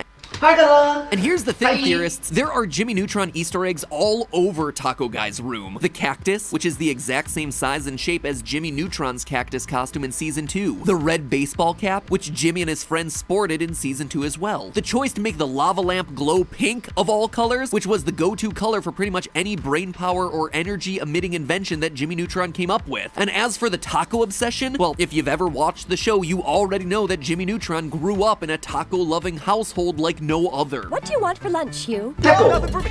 I want to be as hungry as possible for tomorrow's Mucho Carne Fiesta Taco Shack. I don't want to belabor the point. I think you get it. These 2 commercials give us plenty of reasons to suspect that Taco Guy is actually Jimmy Neutron all grown up. All right, so let's stop and pop our heads up for air here, because at this point we spent the better part of insert current time of video here analyzing 35 seconds of Grubhub source material. But in my defense, Grubhub went and actively put Jimmy Neutron shirts on their characters. I mean, what else is a theorist supposed to do with that kind of information? And when the puzzle pieces just keep fitting into place, we really have no choice but to keep going. And keep going we shall, theorists, because we've only scratched the surface. Just like you're about to give that subscribe button a scratch, so that way I can deliver to you a new food-related theory video into your subscription feed each and every week, just like Grubhub Delivery Guy, and you can dance. Thank you so much. Know that this video came out in the year 2021. And right now it's in the year 2022, so a lot of things may have changed, but still, I just love this channel, so support it! Thank you so much. Around and joy of that new video just like Chicken Sandwich Guy. So do your dance, Chicken Sandwich Guy. Be happy. Now, obviously, we've discussed how Jimmy Neutron is clearly Taco Guy and how Goddard may or may not be Taco Guy's dog. But what if I told you that the rest of the Jimmy Neutron cast also exists within the Grubhub universe? It would seem unbelievable. It would seem like this is the most elaborate April Fool's prank theory video I've ever done. But let me present to you the evidence and leave it for you to judge. Canonically, Jimmy was an 11-year-old boy when Jimmy Neutron Boy Genius hit the scene in 1998, and it's safe to assume that his 6th grade classmates were approximately the same age. So now, 23 years later, Jimmy and his friends would all be solidly in their 30s. Now, there are exactly 7 characters in the GCU around that age. That means adults. Taco Guy, Salad Lady, Milkshake Lady, Chicken Sandwich Guy, Sidewalk Ginger, and these 2 parents. Alright, let's check it out first. Adult. Coincidence. Every other main character in the Grubhub spots has at least one indicator that they're significantly younger, be it Peanut Head's Letterman jacket, an apartment on a college campus, or the fact that, you know, they're wearing toddler overalls. In 1998, these characters would have been infants, or they wouldn't have been born yet, so we're gonna set them aside for now and focus only on the 30-something millennials. Now, compare them to these millennials. You see what I'm getting at here? Theorists, the millennials in the Grubhub cinematic universe perfectly match up to the cast of Jimmy Neutron, and I mean perfectly. Check it out. Obviously, we've established how Taco Guy is Jimmy Neutron, but what about his best friend, Carl Weezer? I mean, when it comes to classic Nickelodeon characters, this guy is just as iconic as Jimmy's Dairy Queen soft serve head. Hi, Carl Weezer. Can't have Jimmy without Carl. Well, take a minute to look at this guy from the Grubhub commercials, someone I call the Sidewalk Ginger, who is featured in a Grubhub ad when a giant bag falls down from the sky. Hi, Sidewalk Ginger. Skin color, a perfect match, as is the curly red hair and the thick glasses. And while sure, he's a lot thinner than the childhood Carl, remember, that's when the character was 11. And for a good look of what Carl would look like as an adult, all we have to do is examine his father's attributes in the show. And what do you know, but he has himself a mustache and a slightly slimmer physique. Ladies and gentlemen, Sidewalk Ginger is none other than adult Carl. One thing that apparently never changed though is Carl's knack for dressing like an old man no matter what age he happens to be. Still rocking that questionable fashion there, bud. Let's move on to Salad Lady, who is clearly the grown-up version of Jimmy Neutron's sometimes rival, sometimes love interest, Cindy Vortex. While we haven't seen much of adult Cindy in the GCU yet, her Hi, Cindy Vortex. cameo in the delivery dance ad is all we need to identify her. There's the iconic yellow blonde hair, the iconic green eyes, plus Cindy Vortex always had an aggressive, competitive hunger about her as a child. I think it's safe to say that that aggressive hunger hasn't gone anywhere. Seriously, I cannot get enough of that face. Next, we have ourselves Cindy's best friend, Libby Fullfax, who's in the GCU. Who has a 30-something as well. It's well established in the Nickelodeon show that Libby is a vegetarian. And sure enough, adult Libby orders a salad. Furthermore, we get the sense from the Grubhub ad that adult Libby and her brown-haired, brown-eyed, overweight partner don't exactly get along. This would suggest that Libby wound up in a relationship with the brown-haired, brown-eyed, overweight foreign exchange student that she detested ever since he beat her out of her class presidency in 6th grade, Bolby Stroganovsky. Which brings us to the final character from the Jimmy Neutron title card, Sheen Estevez, who is none other than the meme himself, Chicken Sandwich Guy.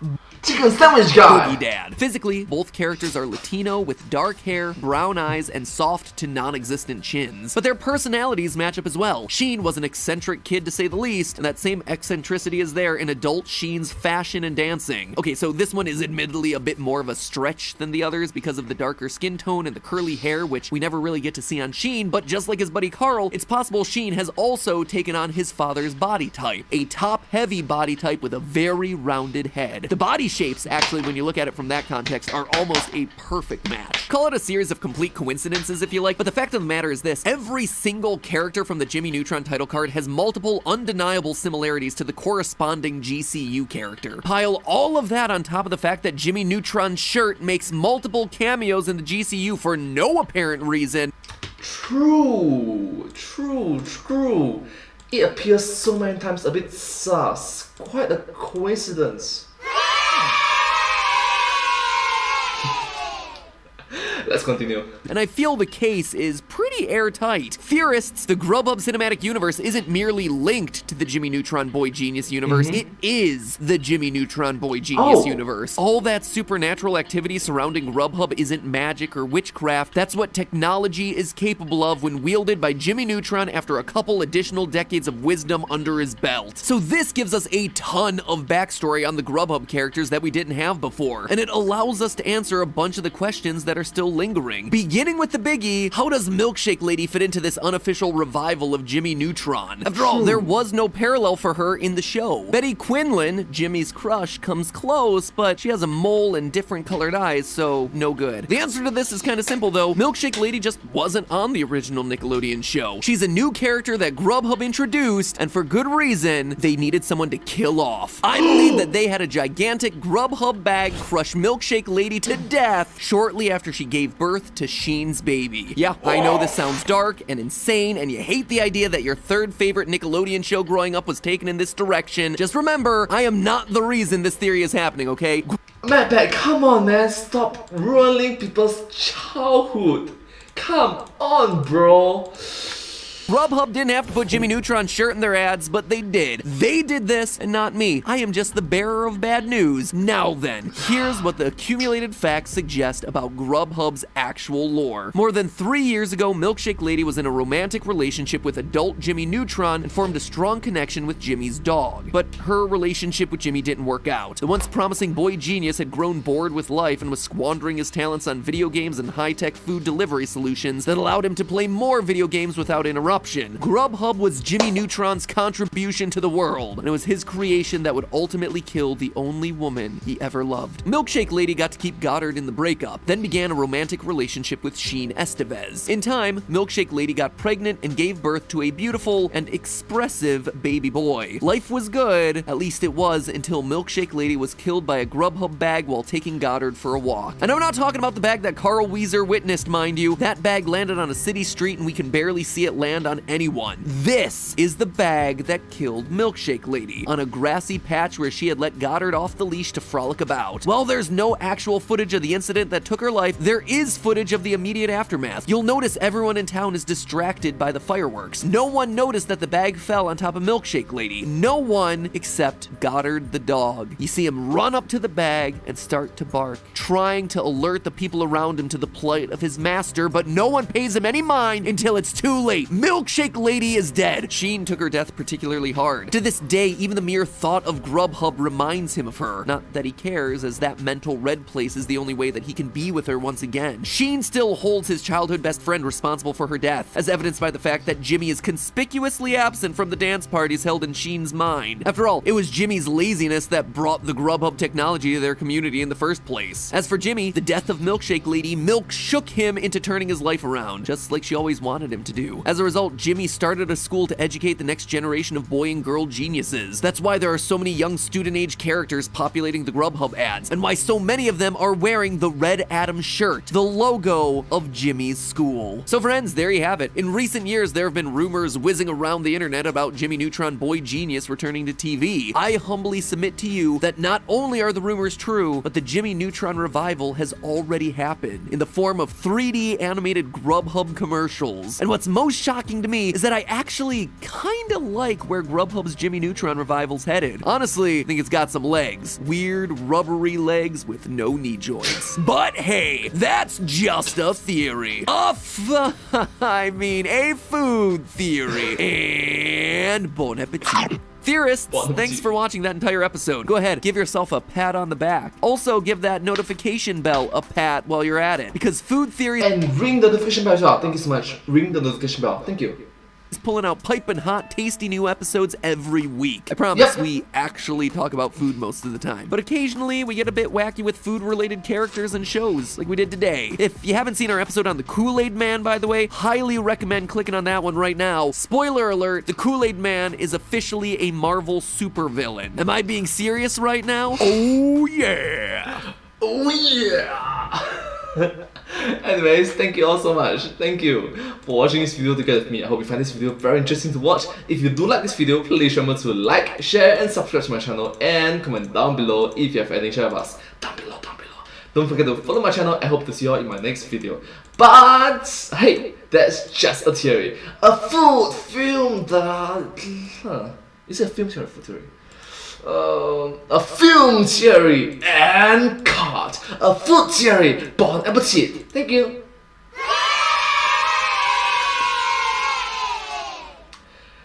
And I hope to see you all in my next video. Thank you so much. Bye bye. Subscribe. Thank you. Alright, video end. Oh wow, this is a long video. Okay, 4 viewers. Hi everyone. Hi everyone watching this live stream. How's everyone doing? So I've related to 3 different videos right now. It's 5:09 PM. I still got how many more videos? 3 more videos. Yeah, 3 more videos. Hopefully I can finish this ASAP because I want the sunlight. I want the sunlight. Artificial light can not so good in front of camera lah. Not so good in front of camera, and my camera is not the best actually. I want to upgrade my webcam. I want to be able to record 4K using my webcam. Right now it's 1080p, which is good, but 4K. Yeah. Hopefully it's possible. This is McDonald's. Hi everyone, it's me. Do you have any everyone watching this live stream right now, do you have any recognition or any suggestion on how should I start my live stream introductions? This is about McDonald's. So hi everyone, it's me.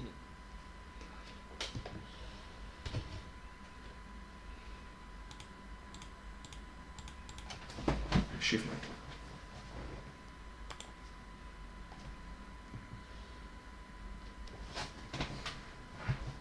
Sorry. You see my face, right? Oh, I shift too much really, I shift too much. Hi everyone, it's me. And today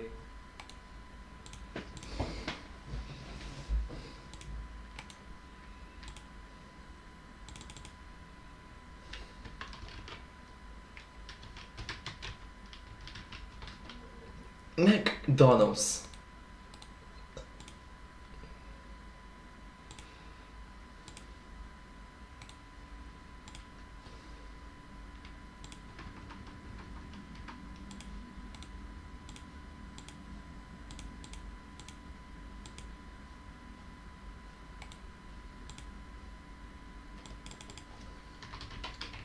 Together.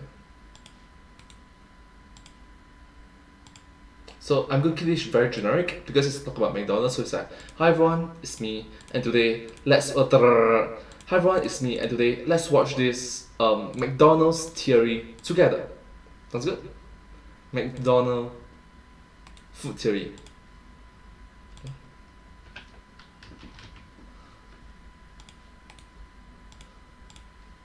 McDonald's food theory.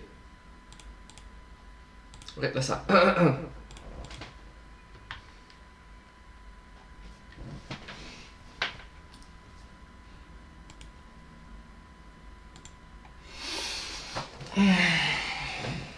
Right, hi everyone, it's me, and today let's watch this McDonald's food theory together. Let's go. It's filming day for Food Theory. Hi Stephanie. We're going out, we're buying some ice cream, and Matthew is wearing the only sunglasses he could find. I don't have a pair of sunglasses at this point. This is like an advertisement for 1983, what you're wearing right now. This white jacket, these like insane sunglasses. These are actually my eye surgery sunglasses. I was gonna say, never gonna give you up. Never gonna give you up, never gonna let you down, never gonna run around and dirt you. I'm sorry. Hello, Internet. Welcome to Food Theory. Hello Internet, welcome to Food Theory. Hi. I'm sorry for trolling. I'm sorry. The show that, believe it or not, is even better after you pop it into the microwave. Theorists, if you've been with the Food Theory channel since the beginning, you know that I'm a man who values my cake efficiency. And it doesn't get any easier than boxed cake mixes, am I right? Wrong. I spent an entire episode showing you how the seemingly simple directions on the back of boxed cakes are, in fact, needlessly complex and redundant. You don't need those eggs there, people. You could be saving 5, heck, even 10 seconds every time you make yourself a boxed cake, just think of the things that you could be doing with all that spare time. Like hitting the notification bell, mayhaps? Point is, I've been striving to reach the mountaintop of cake efficiency for the better part of a year. But if a recent TikTok trend is to be believed, there's still one hill I've yet to climb. And also, don't forget to subscribe! Thank you so much! Pour your McFlurry into a bowl and add some self-raising flour and pop it in the microwave for around 2 minutes, and this is the result. It's a McFlurry cake and it tastes so good. Oh my god, it started from a cake become a McFlurry cake. The cake is alive? Huh.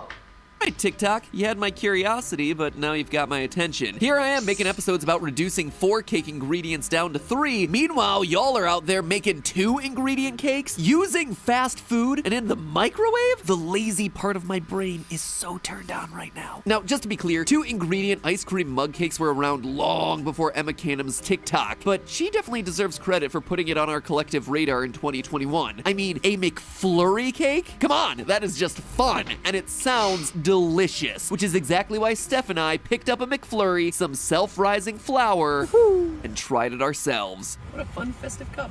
And also not mixed at all. There's apparently a miscommunication. See, the spoon is so awkwardly designed because it's meant to be plugged into the machine and then chuck around. Chuck around. So that the topping gets distributed throughout the flurry, as it were. What you have served me here is a cup of ice cream plus topping. After a bit of trial and error, we landed on 2 parts ice cream to 1 part flour and 1 minute 45 seconds in the microwave. It's fine. I mean, it doesn't have a lot of flavor to it. That's the thing. I was gonna say, is this cake or is this bread? Did we make like a sweet bread? Right? It's very lightly sweet. It's not as sweet as the ice cream or the cookies in it would lead you to believe. I mean, it has the consistency. Yep.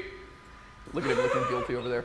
So, sorry, oh my gosh, the cat. I'm sorry. As I was saying before I was rudely interrupted, like it's a little bit firmer than a typical cake. It's like a micro. You can feel the effects of the microwave a little bit, but honestly, if you cook this in the oven, you might have like a really legitimate cake. Right? It's not bad. Yeah. Not bad for a cake So, that was literally made with 2 ingredients in 2 minutes of cook time. So while I definitely think that TikTok's overhyping the deliciousness of the McFlurry cake, can't help but wonder if there's something here. After all, this cake did bake ridiculously fast, and it's not like the McFlurry is the only frozen fast food dessert out there. Might a different dessert make for a better tasting cake? Or is there something special about the McFlurry that allows it to react with self-rising flour in a way that the other desserts don't? And this, theorists, is what we'll be testing today. Food theory has taken the McFlurry cake trend and amping it up to the next level. With the Mario mushroom. There's another fast food dessert that works better as a 2-ingredient microwavable mug cake. We are gonna find it today. So strap in, theorists. Today's a fun one. Food Theory's gonna find out which fast food derived cake takes the cake for being a piece of cake to make. So in order to a piece of cake to make with a cake. Figure out which fast food desserts will and will not cake, let's first take a look at self-rising flour, which is not the same thing as the more common all-purpose flour. Okay, so there's a difference between the all-purpose flour and the self-rising flour. The more you know, I guess. I'm pretty sure if you're watching this video, you probably DK about it. DK means don't know lah, so sorry. See, self-rising flour is a bit of a cheat ingredient, because it's actually a mixture of 3 ingredients that you probably already have in your cupboard: all-purpose flour, baking powder, and salt. This mixture was invented in England back in the 1800s when sailors were using self-rising flour, or self-raising flour as the... And case in point, you must recognize that right now it's the year 2022, so 1800s is literally centuries ago.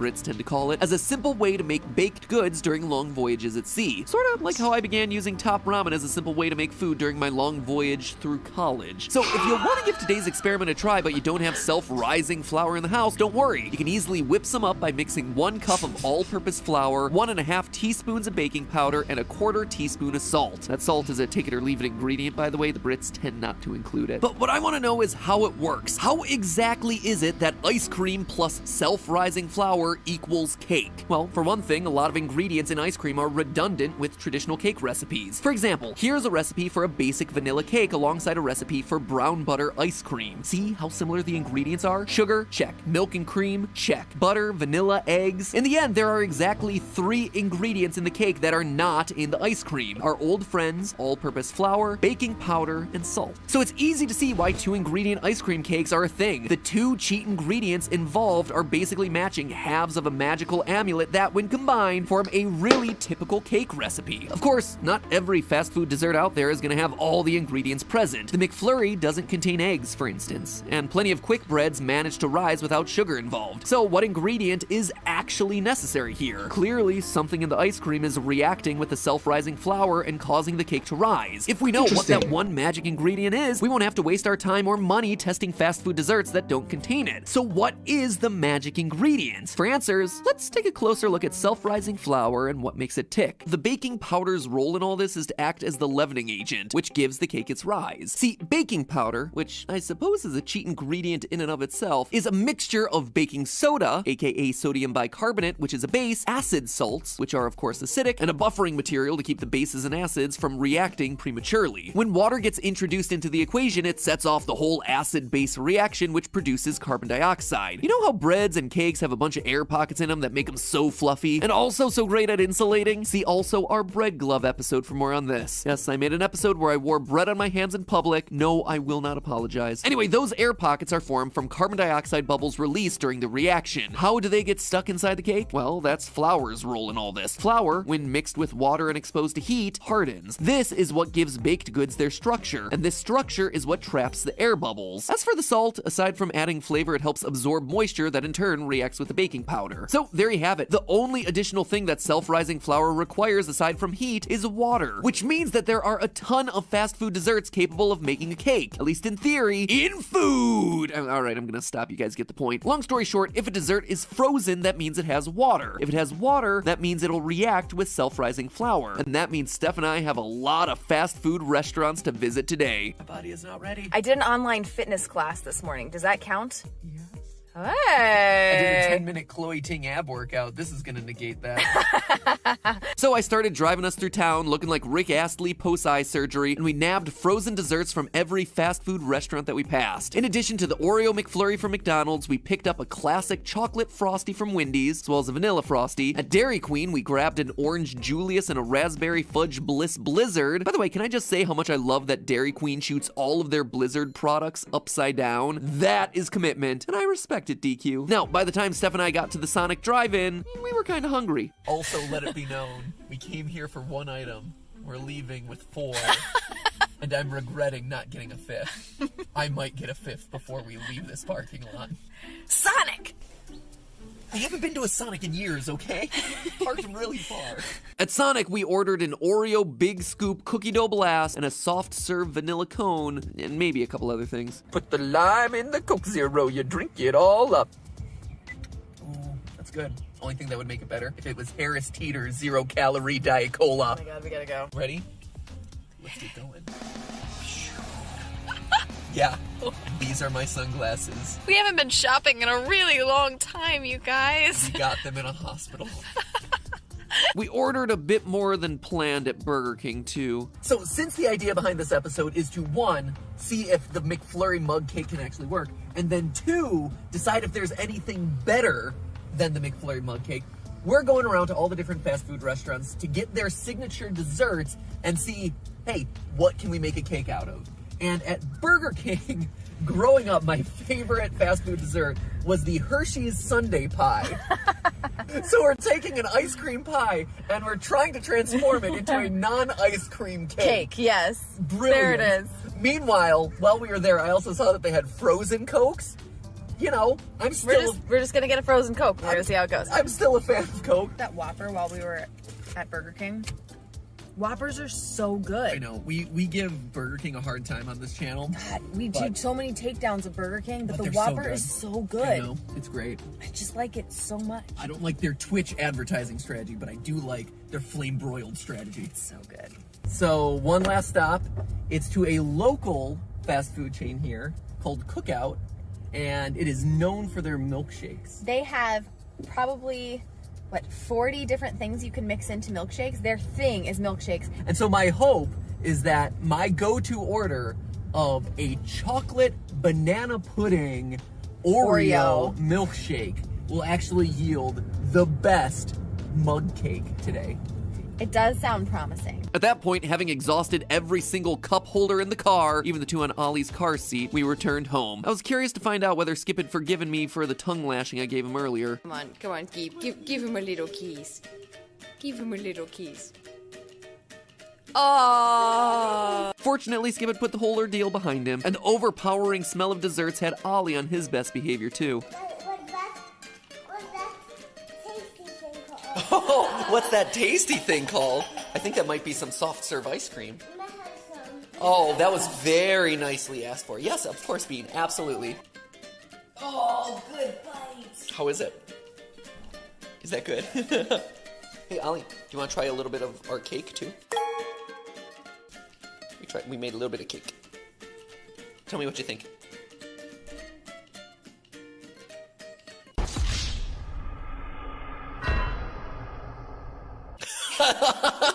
Yeah, it's not every day that a 2-year-old turns down cake, so I'm hoping some of the other contenders turn out better than the McFlurry did. Anyway, Steph and I proceeded to add self-rising flour to each fast food dessert. We then popped the batter into the microwave where I kept a close eye on everything. You're just walking backwards. That does not look like a moonwalk. Alright, I could have probably paid more attention to the mug cakes, but if I had, this portion of the video would have been way more boring. Anyway, we tasted each individual mug cake as it came out of the microwave. First up was the Oreo Sonic Blast, which turned out pretty much exactly like the McFlurry cake did. Oh, that's nice. It's still not very sweet, No. is the thing. Huh.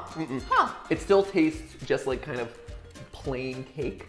Like it doesn't have, again, a lot of that vanilla flavor, a lot of chocolate flavor, but it's nice. It's very good. We then moved on to the chocolate frosty. I'm very concerned about this monstrosity. Oh no. Looks like something out of a horror movie. Whoa, hey yo. If you have tryptophobia or that fear of holes, this is not the cake for you. This is not your cake. Ooh, it's wacky. Is that the malt that expanded in like a weird way? Why is it orange? Oh, what weird. about this is orange? Oh, this is weird and it smells bad. You know that consistency that cranberry sauce has when it comes straight out of a can? That's what this is. Ooh, Wendy's, I love your Frosties, but maybe we don't make them into cake. It's like, okay. I mean, here's the thing. It's not great to look at. Texture-wise, on par with Sonic. Taste-wise, I mean, again, it's just plain cake. The vanilla frosty tasted similar and had the exact same gummy cake texture. The soft serve ice cream cone from Sonic, however, had a great cake texture. As for the taste, I can tell you that this tastes like a pancake, which is good. Yeah, I mean, here's the thing. Pancakes aren't super flavorful, but it's pretty good. Here, try it. Okay. I like pancakes. This is moist. It's flaky. It's crumbly. It's crumbly like a real cake should be. Yeah, it's soft. Ooh, plain vanilla cake is actually, like plain vanilla ice cream. It's so far the best. It's the winner. So far. By far, hands down. Oh, yay, we got a good one. Wow. I don't know what it says about 2-ingredient fast food mug cakes when the one that tastes like a pancake is the runaway winner so far, but that's where the bar's at, I'm afraid. Next up was the Dairy Queen Blizzard. Both Steph and I had high expectations for this one because its batter had a really strong raspberry flavor. When it came out of the microwave, though, the raspberry taste was nowhere to be found. And Dairy Queen's other contender, the creamsicle flavored Orange Julius, didn't fare any better. So this is Orange Julius. Ooh, how's it look? Floppy. There we go. He's looking a lot like those Frosty cakes, though. Yeah, he's super gelatinous. It's like the blob. It smells like orange, and then it doesn't taste like orange at all. Yeah, It just tastes like mostly cooked flour. Whoa. At this point, I was kind of starting to worry that we weren't going to find any real winners in the bunch. I mean, sure, some of these cakes were edible, but it's not what we set out to do. I was hoping at least one of the frozen treats would taste better in cake form, but so far, nothing was even close. Second episode on a theorist channel in as many weeks to disprove a TikTok theory. She was hyping it up in that TikTok. She's like, this is the most delicious thing ever, and my friends who have tried this say it's amazing as well. It's not. Next. Now, I'll admit there was a lot of pressure on the Cookout milkshake to perform. Not only was I rooting for it as the hometown favorite, but Cookouts was the only milkshake in the running, meaning it was sort of competing on behalf of milkshakes everywhere. Oh, there's that nice chunk of banana right there. Just sitting there Just sitting there right at the Just bottom. like it does in the milkshake. Oh. All right. Here. You know what? This one's all right. It has the most flavor. Are you a little biased? Let me check. I might be. Here, let me give you the taste. Oh. Huh. Okay, so interesting. Actually, the banana helps a lot. It not only helps actually eating the banana, but it seems to have perfused throughout the cake. So you actually get like a little bit of banana flavor, and then you get kind of that twice baked cookie of the Oreo just like kind of in there. It's actually really pretty good. Texture not super duper, but it is moist. Like if you mixed this with some toppings or maybe like put some, I don't know, like syrup or icing on it, I think you could reasonably call this a dessert. In the end, my chocolate banana pudding Oreo milkshake had the most flavor of any contenders thanks to all the chunky ingredients, but we weren't able to get a good crumbly cake-like consistency out of the milkshake even with some extra time in the microwave. At this point, I was getting desperate and we were getting into the weird entries. Burger King's Hershey Sundae Pie was a spontaneous last-minute addition to today's experiment for no real reason other than the fact that I thought turning a pie into cake was really funny as I was waiting in the fast food takeout line. And surprisingly, the Sundae pie held its own. And it doesn't look as, triggering as some of the other ones have. Actually, it looks really good. It does. Ooh. Ooh. Oh, yes, it has a crumb texture again. Oh, it has an actual wow. crumb consistency. Ooh, okay, we may have not mixed the flour as well as I would hoped. It started out drier, so it ended up being a little bit drier, Yeah. but honestly, I don't hate it. It actually tastes like chocolate for the first time in any of these. And we've had so many of these with chocolate in them. Last, and definitely least, we had the frozen Coke from Burger King. Friends, I'm not even gonna pretend that this one stood a chance. It was doomed from the beginning. I think we'll be really lucky to end up with anything that even solidifies in this one. I can't even get the flour to dissolve. It is literally just like chunking in there. Are you sure that's not marshmallows? It looks like Swiss Miss hot chocolate. It looks like that. It's definitely not. Throw it in the microwave, Stephanie. Throw it in. Chuck it in there. Let's try. We're just gonna have hot burned Coke. Let's try. Not Maybe. even you'll drink that. No, it's true. Not even I will drink that. What is that pest icing? That's a face. M. Oh no, we're not eating that. We're not eating. What's happening? Ooh. It has kind of a... How's the bouquet? I wish I could describe it to you. I wish I could describe it to you. Here, try. Television. Oh no, it smells like hot Coke. I mean, here's the thing. It formulated something... That jiggle when it plopped in there, man. You know it's... You know it's jelly because jam don't shake. Oh my god.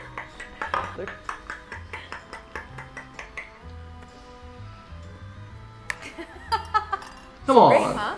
So good. So Great. good. Of all of these, this one's probably the best for your waistline. Because you're not gonna swallow it. Terrible. Terrible. So what can we...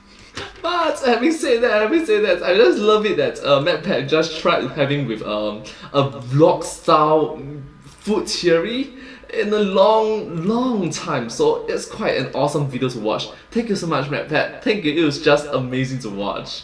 Just love this kind of vlog style, family vlog style, very family friendly. Conclude from all of this? Well, self-rising flour is a really easy-to-use product capable of creating cake from pretty much any delicious meltable treat you throw at it. But is it capable of creating good cake when the only other ingredient is fast food? Not so much. I think Ollie's reaction says it all, though. When he came into the kitchen, he was like, I want ice cream. And we gave him ice cream. And then I'm like, here's this cake made out of ice cream. And he took it out of his mouth and handed it back to me. That right there says it all, friends. If you want a cake, make a cake. If you want ice cream, eat ice cream. Is this actually saving you a whole lot of work? Not really. You still have to go out and get the ice cream. Right. You're still getting the ice cream. You still have to have the enriched flour that self-rises. And what are you getting? An okay cake. Like, at best, you're getting an okay cake. This is one of those times where, go figure, a hack that you saw online didn't actually produce the magical results that people tell you. Who was the winner today? All the fast food companies that got us to spend an egregious amount of money on their various desserts. Who's the loser? True. Like, case in point, the time consumed to actually go to the location and actually buy it. unless you want to deliver ice cream, a bit not formidable, right?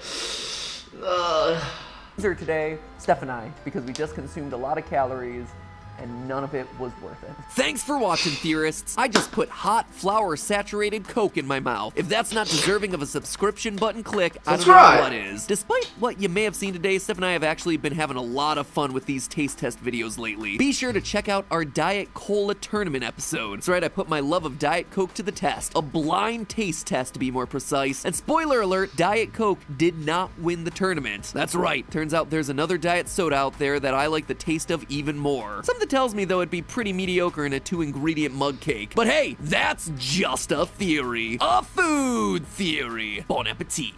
Thank you so much for watching this video. I hope you find this video very interesting and quite fun to watch. A lot of wholesome and family-friendly vibe into it. Love this kind of vlog-style video from the food theorists. Anyways, if you do like this video, please remember to like, share, and subscribe to my channel. And comment down below if you have anything to share with us down below. Alright? Don't forget to follow my channel and hope to see you all in my next video. But hey, that's just a theory. A food theory! Bon appetit! Thank you so much. Thank you.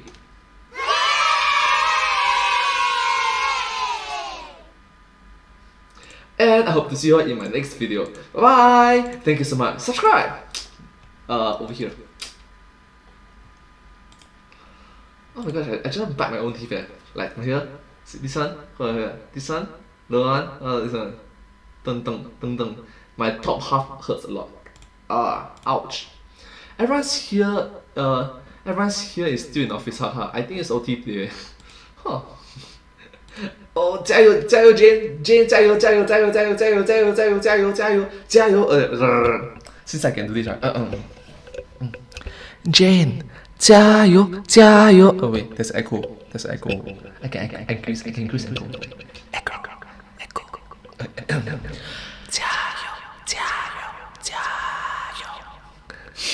Okay, 加油 means something like fighting. So Oh, something like do your best. Do your best. Do your best. Do your best. What am I doing? Oh my gosh, what am I doing? My gosh, what am I doing? Alright, anyways, let's react to a few more videos. I think right now it's 6:16 PM already. I still have 2 more videos to react to. Right? Is it 2 more? Yeah, I think it's 2 more. Gosh, a lot of videos. How long could you survive? For 15 minutes. 15 minutes video. Gosh, that's a long video. Nothing like reading some 8 PM. comment. Alright, let's start. This is about survival. Okay? Okay, so hi everyone, it's me, and today, any suggestions, any ideas on how should I start my introductions for this video is about how to survive in a grocery, like apocalypse, something like that. And today, let's find out. Yes, let's find out.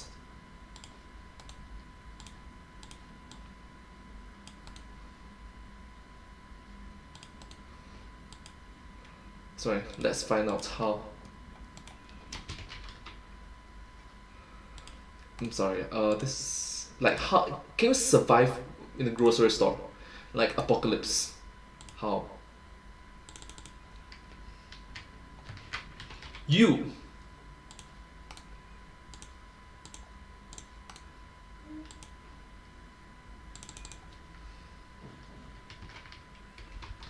survive.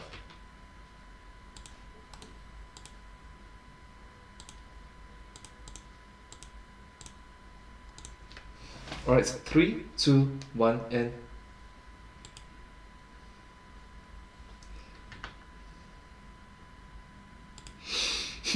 hi everyone, it's me, and today let's find I misclick.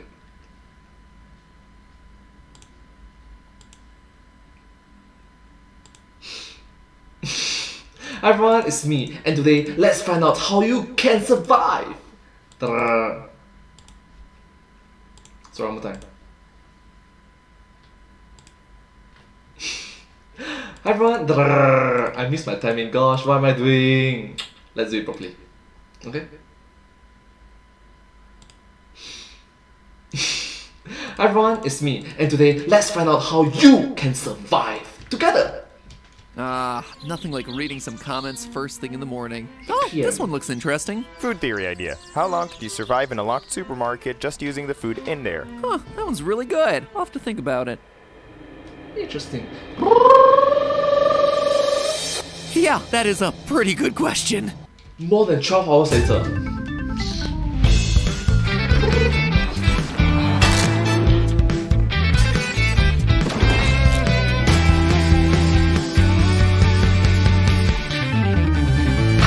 Hello, Internet! Welcome to Food Theory. Hello, Internet! Welcome to Food Theory! Hello! The show you can still safely consume well past its expiration date. Theorists, I just want to start off by saying how much I love the theory ideas you submit, especially when they result in episodes like the one today. But, as I soon learned... Food theory idea. How long could you... food theory idea, how long could you survive in a locked supermarket just using the food in there? Answers like these are not easy to come by, friends. I mean, I originated pixel measurements. I have been finding numbers where numbers don't exist for a decade now. But grocery store survival may just be one of the trickiest challenges that I've faced in the last 10 years of making YouTube videos. For one thing, we're dealing with a lot of food products here. See, each distinct product in a grocery store gets assigned an SKU, or stock keeping unit. The average grocery store has an SKU count of about 33,000. That is average. You must recognize there's like big shopping malls or small shopping malls. So there's a lot of variables involved. 33,000 different product offerings. And that's not even taking into account the multiples of each item that the store has in its inventory, which means that even an average-sized grocery store likely has hundreds of thousands of items on its shelves. But how long can those items actually sustain a human being? In order to answer that, we'll need to go a step beyond counting the number of items and actually quantify the amount of food in a grocery store. After all, not every item in a grocery store is edible, and those that are edible have drastically different nutritional values. Plus, there's an added layer of complexity that has to be taken into account here: spoilage. This is actually one of our biggest factors because it's not as though our hypothetical person trapped inside the grocery store can just eat millions and millions of calories on day one before anything spoils and then coast off of body fat for the next 50 years. Sadly, the human stomach can only hold so much. This is coming from experience. Test those limits each and every time I step foot inside a cheesecake factory. Yep. MatPat, come on, let's be fit, let's be healthy, let's be conscious about it. Thank you so much.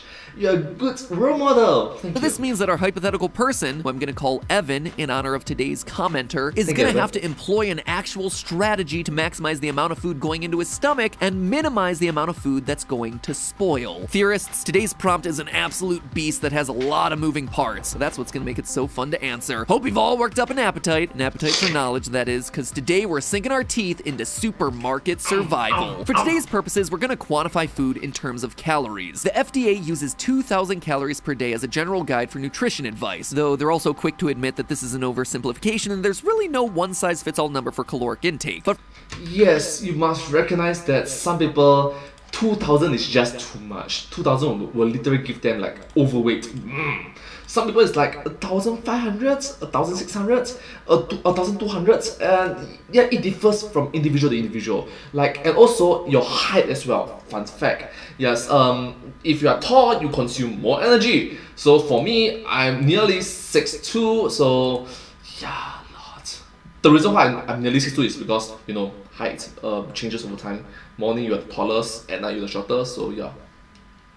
And at night I'm like 6'2", I think. For this hypothetical exercise, it's gonna have to do the trick. We're also gonna assume that Evan is locked inside an average-sized grocery store, which these days is about 38,000 square feet according to Progressive Grocer. And that's actually fantastic news for us because one of our food theory field researchers, Luke, just so happens to live up the street from a grocery store exactly that size. See, today's episode is gonna require some good old-fashioned elbow grease, friends. This is a very specific question that we're attempting to answer, and the very specific inventory information that we need isn't publicly available knowledge.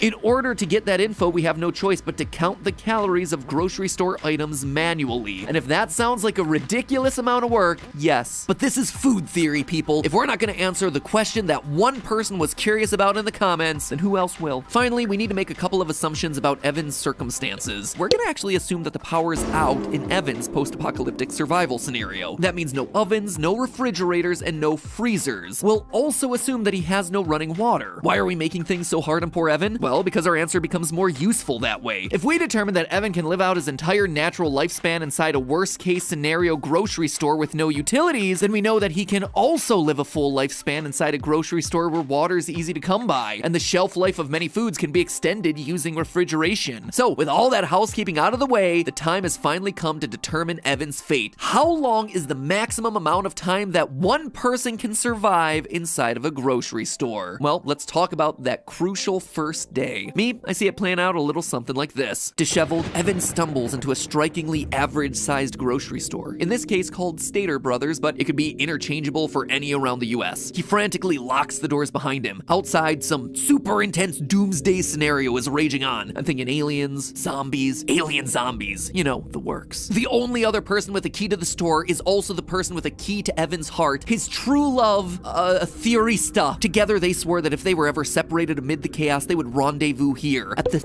Get it? Theorista? Theory! Like game theory, film theory, food theory, theorista. Why? Stater Brothers, where they started their love in the frozen food aisle. Being the first to arrive, it is now Evan's sacred duty to wait and to survive for as long as he possibly can without leaving. Look, we put a lot of work into this episode. We are gonna amp it up with the drama. With a lot of story lore. Grocery store's power is out, which means that the dairy section and the deli section are going to be the first to spoil. Evan knows that he has to act quickly. Bacteria can render room temperature dairy and raw meat too dangerous for human consumption within hours. So if those calories are going to count his survival, he's going to have to move, and move fast. Evan's first order of business is to begin extending the shelf life of any quick spoiling foods he possibly can. Evan knows that in addition to calories, his body needs 20 different amino acids in order to survive, plus a variety of minerals and vitamins. So the more varied his diet is, the better. Amino acids, you gotta catch them all. Evan gotta catch them all! Amino acids!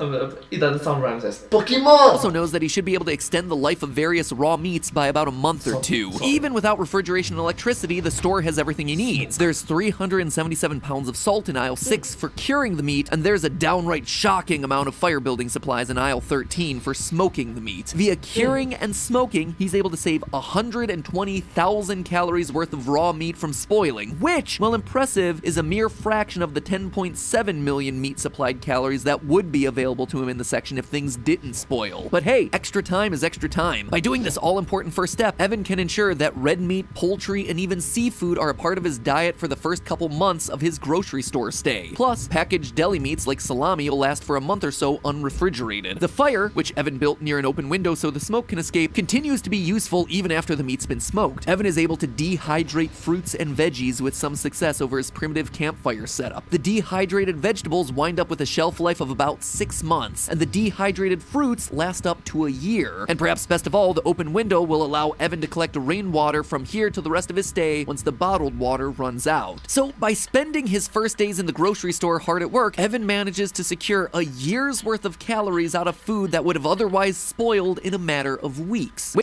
to go, Evan. Life handed you lemons and you made dehydrated lemons. Ever the overachiever though, Evan goes on and makes his already varied diet even more varied by working baked goods from the bakery section into his meals. Thanks to Ziploc bags, he's able to get a few good weeks out of the cookies and breads before they mold over. He also takes full advantage of the vitamins in aisle 10. Since many of the vitamins begin to lose their potency after a couple of years, Evan knows that he might as well use them early and often to round out his diet. Finally, after 1 year and more than 730,000 calories consumed, the dehydrated fruit begins to spoil, and Evan celebrates his 1-year anniversary inside the grocery store. But the celebration is a somber one, as there is still no sign of the fair Therista.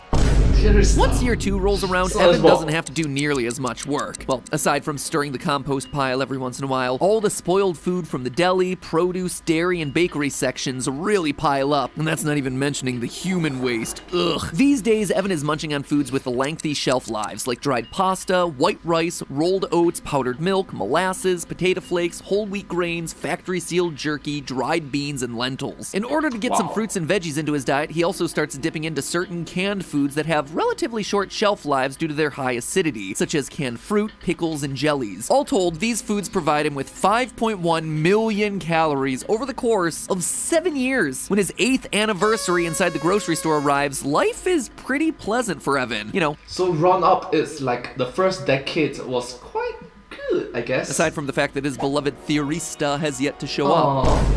Evan understands that 2 types of food await him on the shelves from this point forward. Foods with indefinite shelf lives and factory-sealed foods that degrade over time. Indefinite shelf life foods include products like raw honey, Jell-O mix, sugar, hard alcohol, soy sauce, cornstarch, and others. These products, if stored properly, will be just as tasty and nutritious decades down the line as they are today. Or maybe even centuries. Same cannot be said for the foods in the second category. Foods like canned goods, wine, breakfast cereal, and peanut butter, which all degrade over time. But it's worth knowing that these foods don't spoil like the raw meat and dairy did. As long as they remain unopened and completely sealed, these canned and factory-sealed foods don't really become inedible, despite what their expiration dates might suggest. Now, it doesn't mean that the foods won't turn stale or rancid. They absolutely will. But even in their most disgusting forms, these foods won't make you ill, and they'll retain at least some of their nutritional value to Evan. That is, assuming he can manage to keep them down. After all, rancid peanut butter isn't exactly pleasant to eat, and perhaps the only thing less appetizing than eating wet dog food is eating expired wet dog food. Deep down, Evan knows that he needs to eat his way through the latter category first, so let's get to it.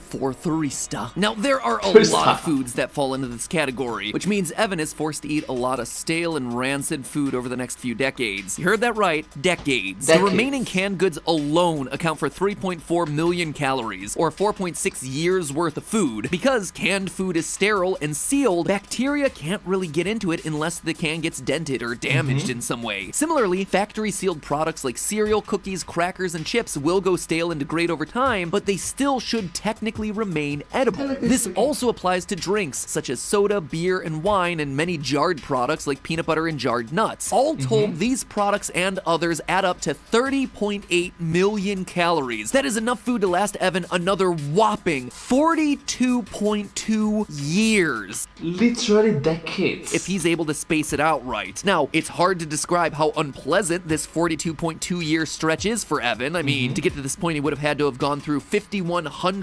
cans of wet pet food, but he persists. And now he gets to enjoy the good life again because the indefinite shelf life foods await him, and they all still taste great, even 50 years after he got first locked into this place. 5 decades, half a century. And added together, these indefinite shelf life products accounted for 13.1 years worth of food. And once those 13.1 years run out, well, the shelves are empty, and Evan runs out. Oh, wait a minute. I just noticed. Why didn't he, like, I just said something, like, rewind a bit. I mentioned about half a century. Countries can be built in then. Half a century is a long time. Why don't you grow your own food? Why don't you grow your own food? Why? Why does it grow your own As the food? final drop of vodka drips onto his tongue, Evan feels the icy grip of death overtake him. He collapses onto the ground, soon to become one with the compost pile he cultivated for so many decades. But you must remember, this is like 60 plus years. By the time he's gonna be 70 plus, 80 plus, even 90 plus years old. And as his eyes close forever, he finally gets the answer he so desperately sought as a younger man. 63.3 years. A person can survive locked inside a grocery store using only the food inside for 63.3 years. But suddenly, moments after Evan draws his final breath, we hear a key turn in the lock. It's Theresta. At long last, she's made it to their agreed upon rendezvous point. She got waylaid Took you a bit long lah, literally more than half a century lah. for a few decades by, I don't know, what did I say, zombie aliens? Something? Anyway, through it all, she never stopped thinking about her true love, Evan. Alas, though, she's too late. Yeah, it is. Yeah, by the time it's gonna be like grandfather meet grandmother.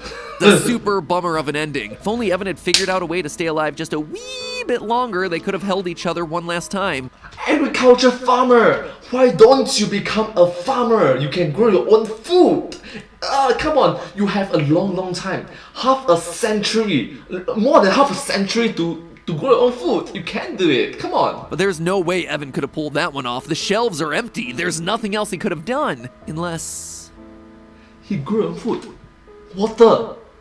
See? That's right, theorists. Evan still has one last card to play. Farming. A lot of grocery stores have at least a small flower section with potted plants. Our Stater Brothers was no different, and it had about 4 cubic feet of potting soil in all. This soil, of course, can be used to create a small garden with seeds and spores harvested from the produce section in the early days. Potatoes, which conveniently contain all the essential amino acids, are the crop that Evan probably should focus on when he first arrives in the store. Unfortunately, with such a limited supply of soil, Evan is never going to be able to survive entirely off his garden, even if he doubles his soil volume by mixing in 50% compost, which is the maximum ratio recommended. 8 cubic feet of soil can support about 24 potato plants. Each plant produces about 110 calorie potatoes per year, for 26,400 calories annually.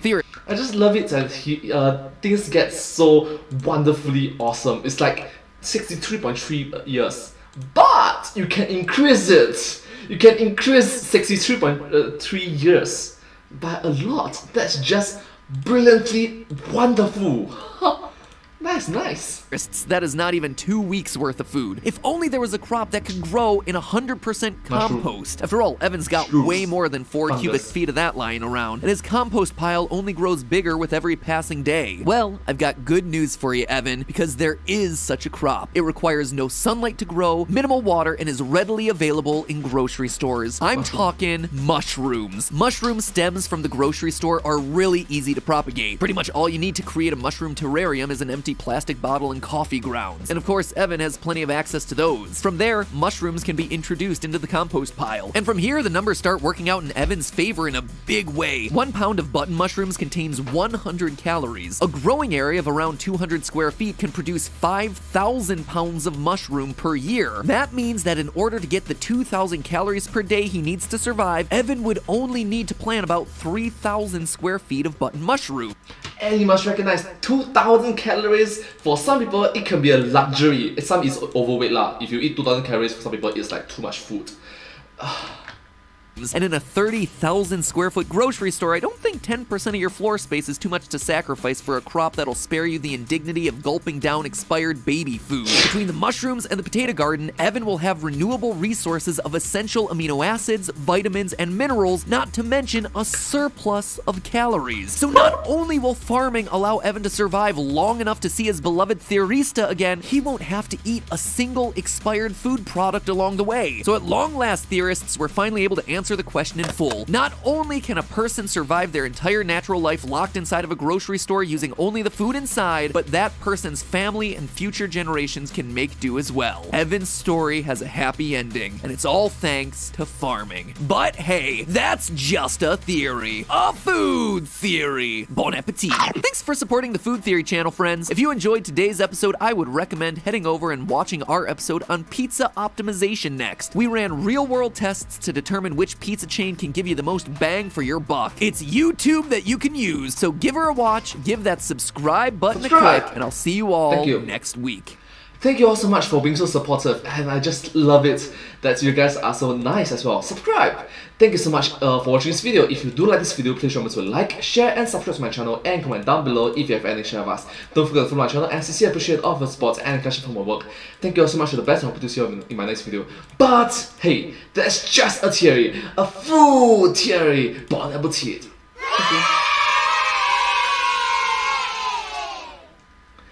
And I hope to see you all in my next video. Bye! Subscribe! Thank you! You see this? You see this? This sunset. Sunset. See the windows there? Oh! Hi Boos and Bears! Hi Bear! Hi Bear! Oh my gosh, hi! Everyone is in office. Okay, and it's OT day. Wow, cure meats. Yes, I know, right? Bacon. You can like salted meats, cure meats, or just yeah, extend the lifespan of meat itself. Oh, have you tried the Guga Foods?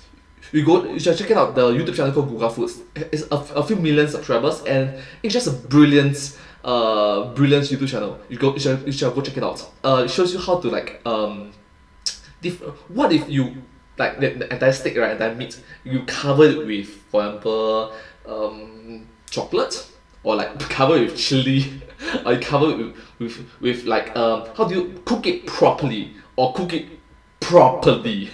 Different styles. It's just wonderful to watch.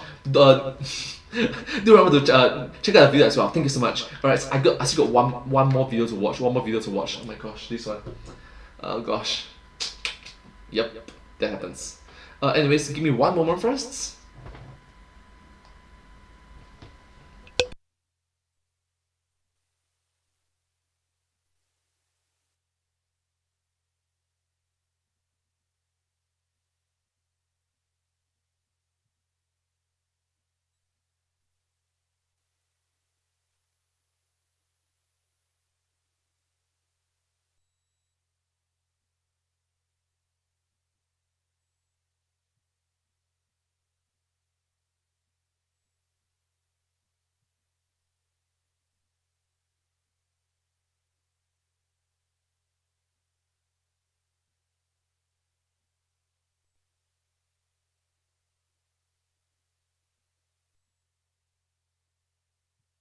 No, I'm still here. Bear, I'm still here. I'm still here. I have to do some things. Yeah, I'm back. Thank you so much. Oh, by the way, do you guys know this? This is from Uvbane. I received this from her, so I just put it here. Like, I don't receive a lot of gifts, so yeah. That time I received one more from another content creator in Singapore. Vani, thank you so much. You're the best. Thank you so much. The snacks are just wonderful. Chocolate. Thank you.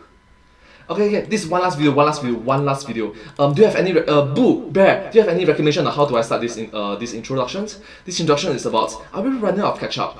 You know the McDonald's ketchup? Okay, the title of this video is called Food Theory, Are We Running Out of Ketchups? McDonald's. Do you have any introductions for my suggestions for my introductions? Any suggestions? Any ideas? I'm open to ideas. Here you go, sir. Have a nice day.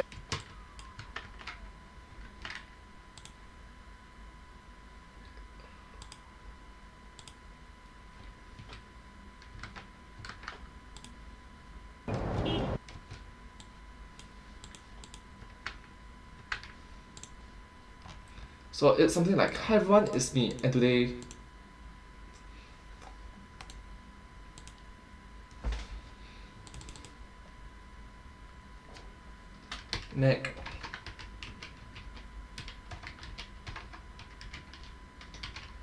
McDonald's.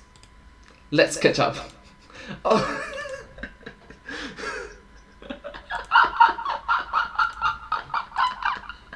That's clever. I'm gonna use it. I'm gonna catch it. Let's catch up. Let's catch up.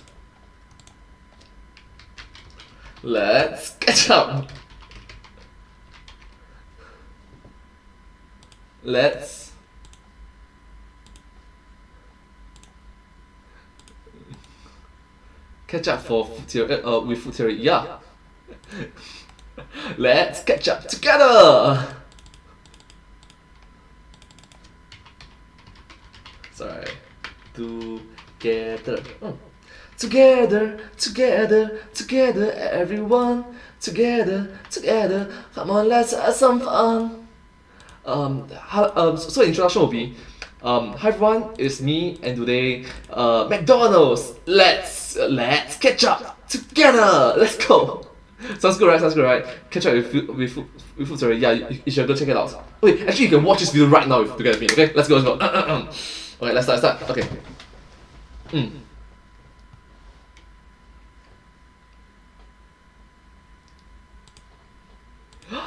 Who's that Pokemon?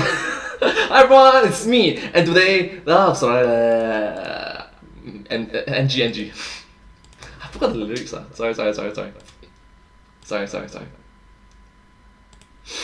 Who's that Pokemon? Everyone, it's me, and today, McDonald's. Let's catch up together.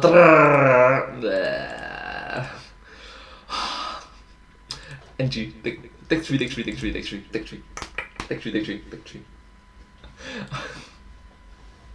If this was an actual movie set, right? The directors, the producers, the screenwriters, the other actresses, the other actresses, the boomstick guy will be angry at me. But look at my side. Right now, the boomstick guy is this guy. The cameraman is a web camera. I'm the director, I'm the producers, I'm the actor, I'm the screenwriter, I'm everything. So let's go. Okay. I love puns like that. Okay, 3, 2, catch up fast. Catch ups. Alright, let's start. Gotta catch 'em all, Pokemon! Hi everyone, it's me, and today, McDonald's! Let's catch up together! Let's go! There you go, sir. Have a nice day. Thank you. Oh, Thank you. can I get some extra ketchup? Oh, I'm sorry, sir. Unfortunately, we're out. Try Taco Bell. They're always weirdly eager to give sauce packets away. Oh, great. Did someone say sauce packets? No. How many do you want? Doesn't matter. Here's 100, 1,000. Ow! Stop it! Leave me alone, Taco Bell. Oh, I know what'll cheer you up. No! Curse you, Taco Bell! There's a lot of it. This video came out in the year 2021. Right now it's 2022. 2 years, not just 1 year.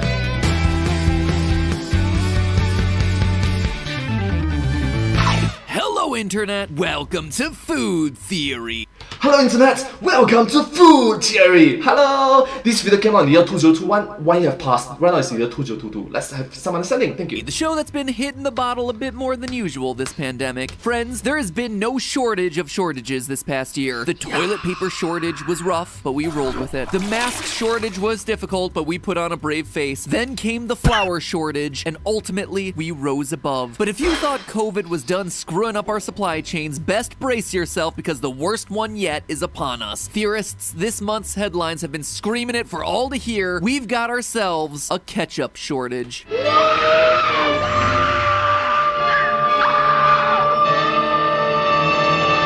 Now, this shortage isn't going to be felt at, say, the grocery store. Take it from us, who just finished taking the inventory of an entire grocery store for a recent episode. There is plenty of ketchup available on your store shelves. Enough to provide you with calories to survive 68.7 days, in fact. No, it's actually the restaurants who are feeling the squeeze from this particular ketchup shortage. See, as we've discussed in some other recent food theory episodes, the pandemic has fundamentally changed the restaurant industry here in the US. COVID guidelines have led to a huge uptick in drive-through, takeout, and delivery app orders. And that means ketchup packets are suddenly in high demand. After all, what's the alternative? It's not as though restaurants can send every drive-through customer home with their very own ketchup bottle or give a few pumps of ketchup into each outgoing bag. No, customers need a portable ketchup source that won't make a mess, which means that they need the ketchup packet. Or I suppose the dip and squeeze packets like they give out at Chick-fil-A, which are objectively incredible and need to catch on. And it's not just that fast food restaurants are suddenly handing out more ketchup packets than usual. It's that sit-down restaurants and bars that have always gotten by with ketchup bottles are now also reliant on packets because A, they now have more takeout orders than ever, and B, for sanitation reasons, bottles that have everyone's grubby little hands on them are no longer a viable option. Especially during the global pandemic period. Note that this video came out in the year 2021. Back then, there's still the global pandemic period. Oh, wait a minute. Right now, it's in the 2022. There's still the global pandemic. I'm sorry. My deepest apologies. I'm sorry. I mean, I was squicked out about those things before I thought that they would cause me lung disease, but now, screw that noise. The result, ketchup packet demand in the US is up 300%. Wow. So really, we're not dealing with a ketchup shortage so much as we're dealing with a ketchup packet shortage, which admittedly makes for a less punchy headline.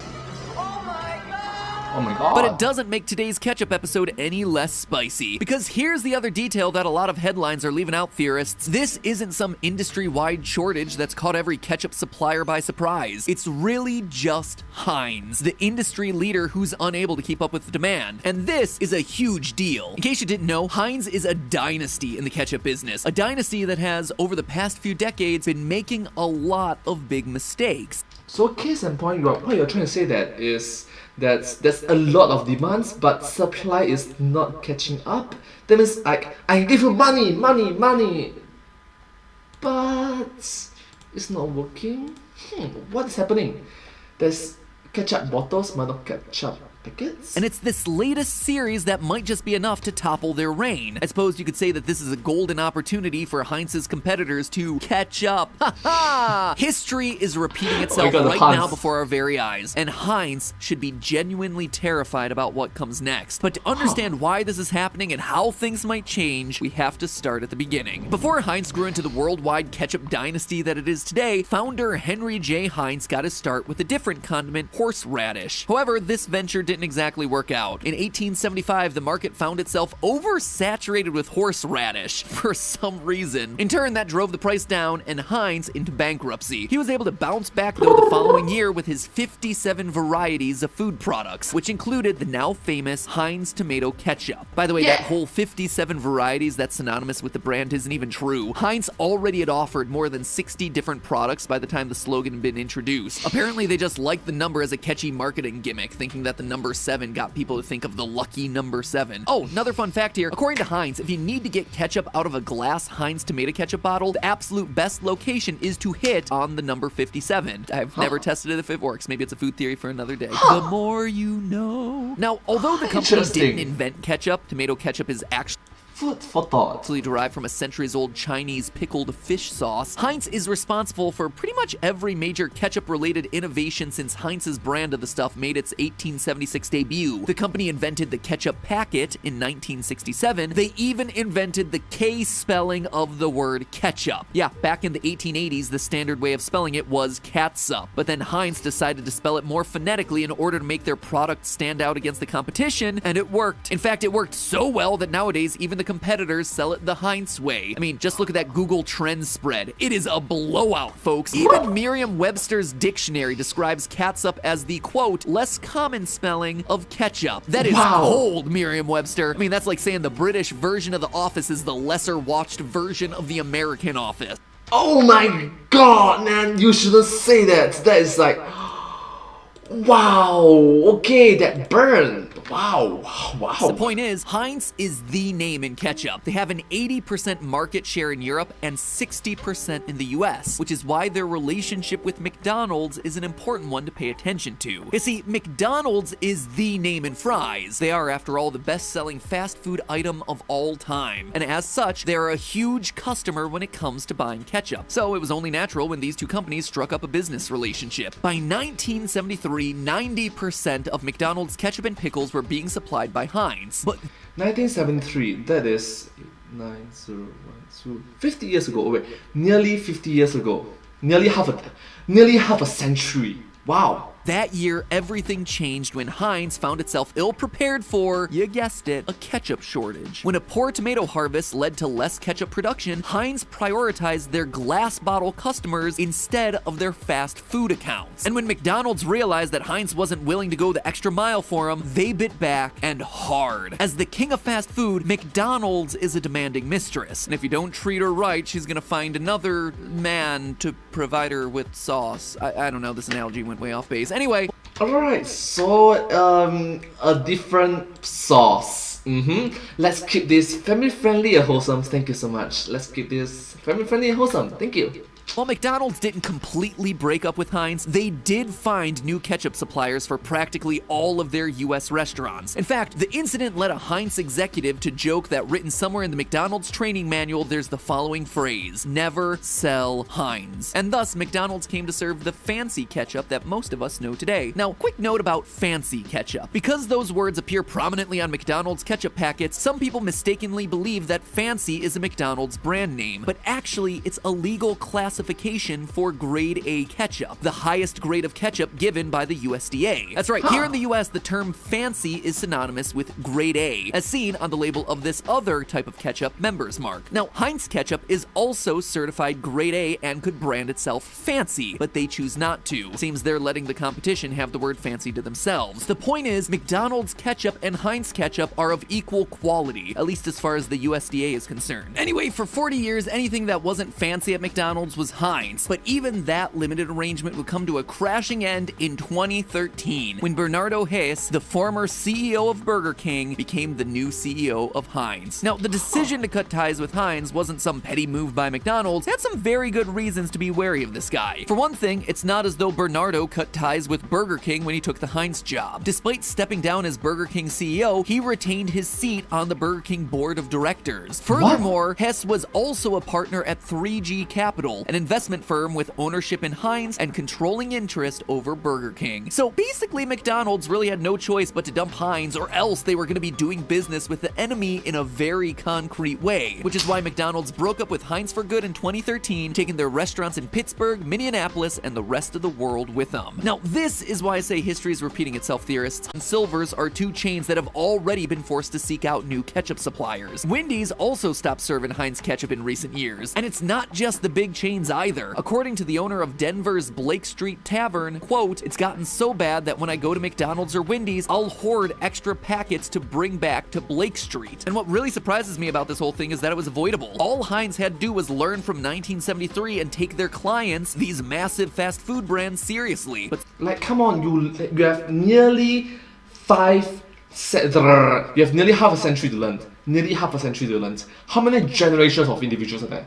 You can literally put it as a textbook. It's like how not to do, how not to lose a customer. So far, they haven't done that. Heinz knew about the increased demand for ketchup packets at least 9 months before the shortages hit, yet they dragged their feet and got caught flat-footed, just like they did in the 70s. And their response to the shortage this time around feels lackluster at best. The demand for ketchup packets is up 300%, yet Heinz plans to boost packet production by just 25%. And while they say they're developing, quote, future-focused culinary and packaging innovations like a no-touch ketchup dispenser, it does nothing to solve the real issue, drive-through and takeout. And based on all the research that's available, it looks like that problem is gonna be here to stay. Yes, demand and supply. You focus more attention on what they are demanding, correct? It's almost as though Heinz, the inventor of the ketchup packet, still doesn't appreciate the importance of its own creation. And soon, that very creation could be Heinz's demise. Okay. The rise and fall. Admittedly, I'm being a bit overdramatic about the whole demise thing. Fact is, Heinz will be more or less fine in the short term no matter how this whole ketchup packet shortage fiasco shakes out. After all, they're a massive and diversified company that raked in $26 billion in revenue in 2020.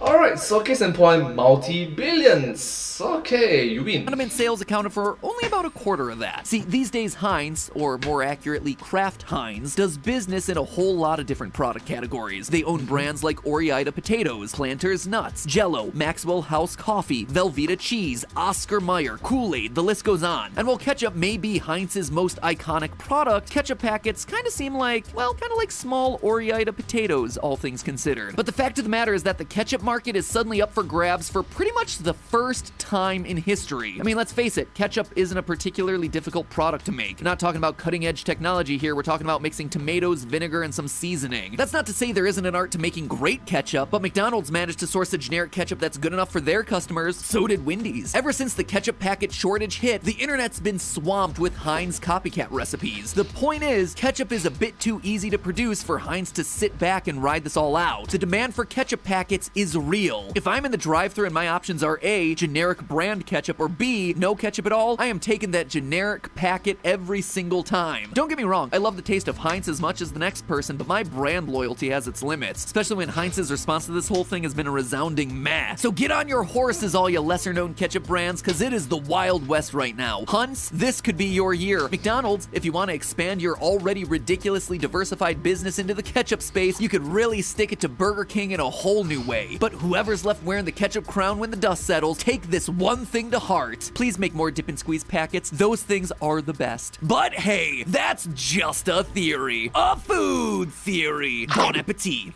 Theorists, if you're surprised by how many brands Kraft Heinz has under its umbrella, be sure to check out our episode on McDonald's ridiculously diversified business model. It is fascinating stuff because it's not really a restaurant, it's a real estate company. It's the sort of episode that makes you want to become a landlord, at least until they find mold in the walls. Thanks for watching, friends. I'll see you next week.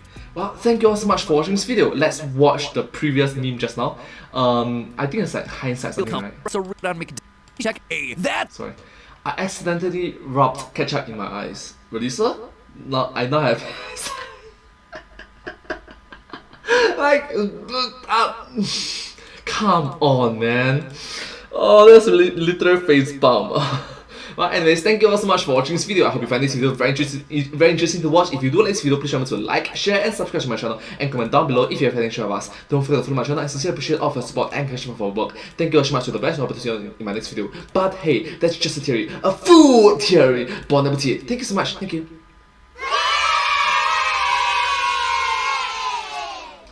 And I hope to see you all in my next video. Bye. Thank you so much.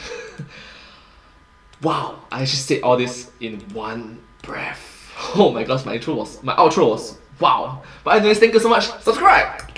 Yes, this one. Thank you. Subscribe. You're the best. Alright, so I reacted to all the videos today. 6 videos. Wow, that was incredible. Let's read some comments, shall we? Okay, sorry. Let's catch up. Let's catch up with food theory. Yeah, I love puns. Alright, let's catch 'em all. Pokemon, gonna catch 'em all. Pokemon, catch 'em. I hope you like my words, T. I really love your words. No, I do not like your words. I love it. I can't eat fries without ketchup. Let's catch up with fries. That's true. Let's catch up with fries. Just personally preference, I prefer ketchup with fries. And Singapore, wow, there's no N Singapore, double N. Okay, next is Singapore garlic chili sauce. Oh wow, that's true. That's really true. Heinz is the best. There's some fiber texture to it. Please react to the Pokemon food theory. They have rise up. That's true. Yeah, rise up their theory. Okay, I'm gonna watch the Pokemon theory. Where is it? Okay, so I'm going through sequence, right? Right now I'm in the April of 2021. Pokemon is at where? Pokemon. Okay, next is you are eating your pasta wrong. Okay, that is tomorrow and M&M's. Alright, this is the chocolate M&M's. Tomorrow is also Thai food, Thai guo-chan.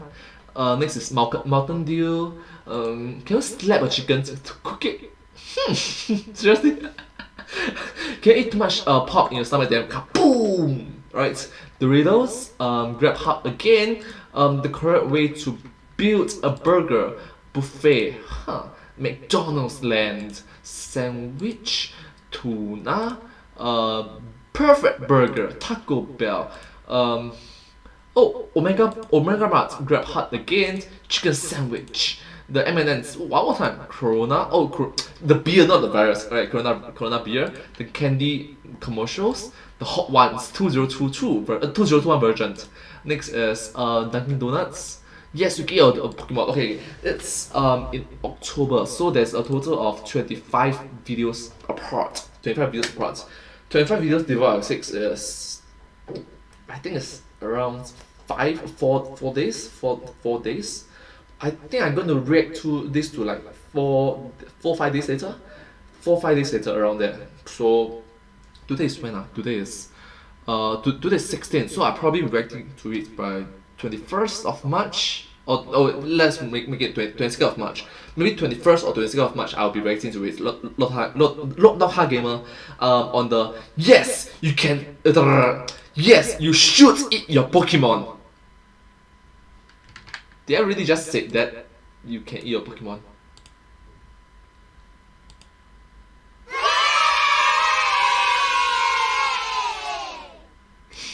Anyways, what's your favorite Pokemon? Okay, because I used to say that I love my Pokemon as unknown. Do you know this Pokemon called unknown? There is multiple different variables.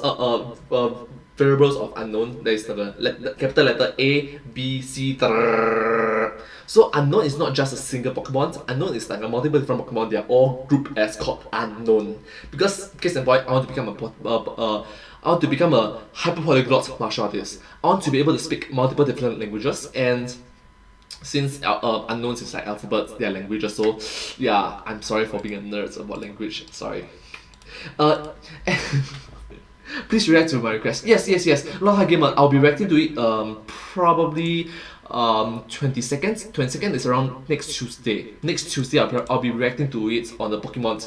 You should eat a Pokemon, that one. Long Hard Gamer, the Pokemon food theory. Yes, that one. Okay, what's your favorite Pokemon? I like Snorlax, Jigglypuff, and Pikachu. Pikachu! What Pokemon are you? I'm thinking of Unknown or maybe Ditto, because Ditto can be jack of all trades, but master of none. But it's jack of all trades. It's just like how a content creator should be, right? Jack of all trades. Yes, unknown Pokemon. Sayada is so cute, and I agree. Sayada is very cute as well. Okay, so it's more towards unknowns because, well, I'm a nerd, and Ditto because you can Ditto, you can copy. It was like jack of all trades, but master of none. Yeah, around there. So so if you give me like a top 3 Pokemons, I'll probably like unknown, Ditto. I'm still haven't think of a third one, unfortunately. If I need to default, Pikachu default by default. Pikachu wins by default. Yeah. Sorry. Anyways, right now it's 7:04 PM. I'm going to end my live stream soon. Thank you all so much. I'll be doing live streaming tomorrow morning. Hopefully I can start early. And yeah, I have to cook dinner right now. Right now it's 7:04 PM. Thank you all so much for coming over to my live stream. Oh yeah, Boo and Bear, you can try this when you live stream. Okay, you can try to do this on the live stream. You know all these different scenes, right? You know all these different scenes. I just put in the camera, just zoom in. Like one scene, full screen. Second scene is second scene is zoom in, and the third scene is just zoom in the zoom in. Yeah, you can try this. Okay. And also break time is useful lah. Okay. Thank you all so much for watching this video together with me. Sorry. Thank you all so much for watching this live stream together with me. If you do like this live stream, thank you. Oh gosh. Another, sorry. Okay, bye-bye, you may do this. Okay, let's do it one more time. Let's do it perfectly. So much NG. Thank you all so much for watching this live stream together with me. If you do like this live stream, please remember to like, share, and subscribe to my channel, and comment down below if you have anything to share with us. Don't forget to follow my channel, and I hope to see you all in my next video. Live stream!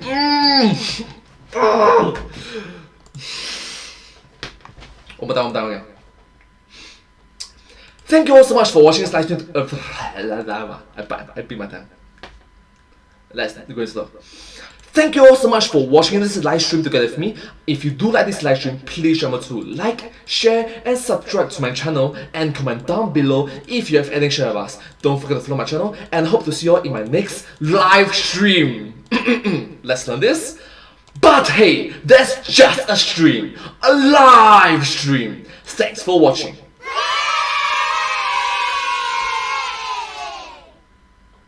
And I hope to see you all in my next live stream. Bye bye and subscribe.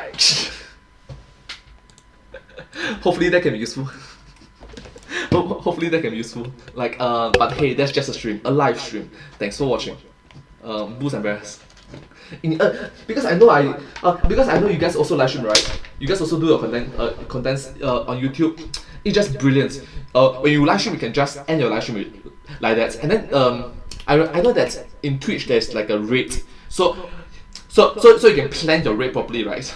So you can plan your rate properly. There's like 1 minute left before a rate, or like there's like a 30 seconds left before a rate. It's like thank you so much, thank you. It's like thank you gamer, thank you gamer, thank you Boost and Bears, thank you Victor player, thank you so much James, thank you so much Noriega, thank you so much yeah, all of you for being so wonderful and just engaging up and then if you are while reading, right, there's like 30 seconds left or 20 seconds left, then they can end the live stream, right? But hey, that's just a stream, a live stream. Thanks for watching. 3, 2, 1, bye bye. Then the cut off with the live stream. Sounds good, right? Sounds good.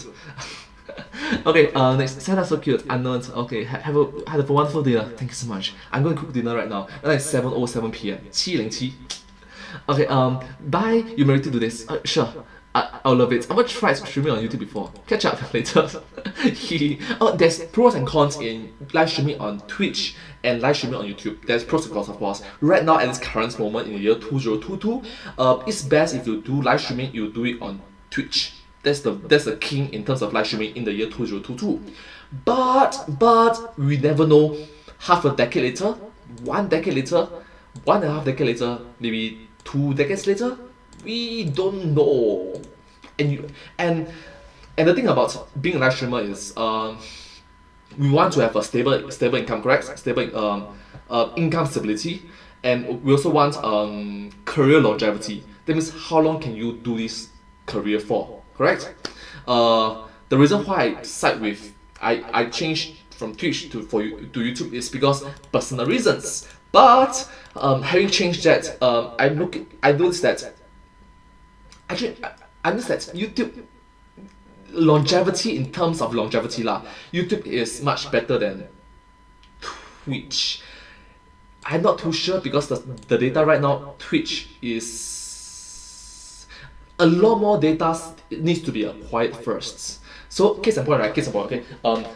This is just something, okay. Have you see a few months ago there's the okay. I should have ended my live stream right now, but I'm just gonna share with you. Okay, do you know last year a few months ago there was a Twitch income leak, right? The how much sub they earned, and then that is probably half of what they earned from Twitch, probably, because half of it is from the subs, gift subs, cheers, beats, all this, donos, everything. And then the other one is donations. Sorry, and also this part there's also like the commercials, the advertisements. The other side is the sponsorships, brand deals, donos, just other third party involvement of donations, sponsorships, something like coffee or treatment coffee, or just IRL give you a $50 note, something similar to this. Differs from person to person, but if you see the numbers, right? If you see the numbers, those top earning streamers, whatever that is shown on the list, times 2 it, or maybe sometimes even times 3 it. That is their earnings from Twitch. Oh no, that is their earnings. That is their regular earnings. Okay. But the thing is, if you recognize it, it's more towards the numbers fluctuate from time to time. And note that this data came out a few months ago, later last year. 1 in 10,000 individuals make it. Now let's divide by 2 because this number is times 2 lah. So times 2 of it divided by 2. That means 1 in every 5,000 persons makes it. I don't think I'm part of the 5,000. I don't think I'm part of the 1 in 5,000. So I chose YouTube. Additional reason main reason is personal reasons. Main reason is personal reasons. But another bonus is is because of it. Because in YouTube, have a longer record in terms of it, longer history of successful channels in comparison to Twitch. Successful channels, more wholesome as well. And I really like, you read all the news.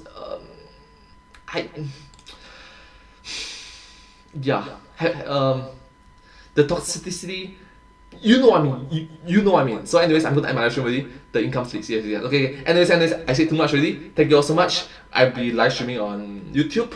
I'm doubting that I'm going back to Twitch anymore. I'm doubting. Alright, but you never know. 1 decade, 2 decades, 3 decades later, things may change. But anyways, thank you all so much. See you all in my next live stream. Thank you so much. How about Facebook, TikTok, Instagram? Okay. Because currently right now, right? Let's run a bit, okay? Who is sort of the boss of Twitch? Amazon. It's not boss, it's more like sister locations in partnership. So Twitch got Amazon. YouTube have Google. Facebook have Meta. Is it Meta Facebook? Okay. TikTok, I'm not too sure. Instagram have data. Instagram have Meta as well. So Facebook and Instagram is more towards have the same boss. YouTube and Instagram have the same boss. Okay, so let's rewind a bit. That means it's Amazon versus Google versus Meta. These three big multi-billion dollars company. Yep, multi-billions. It's not billionaire, it's multi-billionaire. Multi-billion dollar company involved.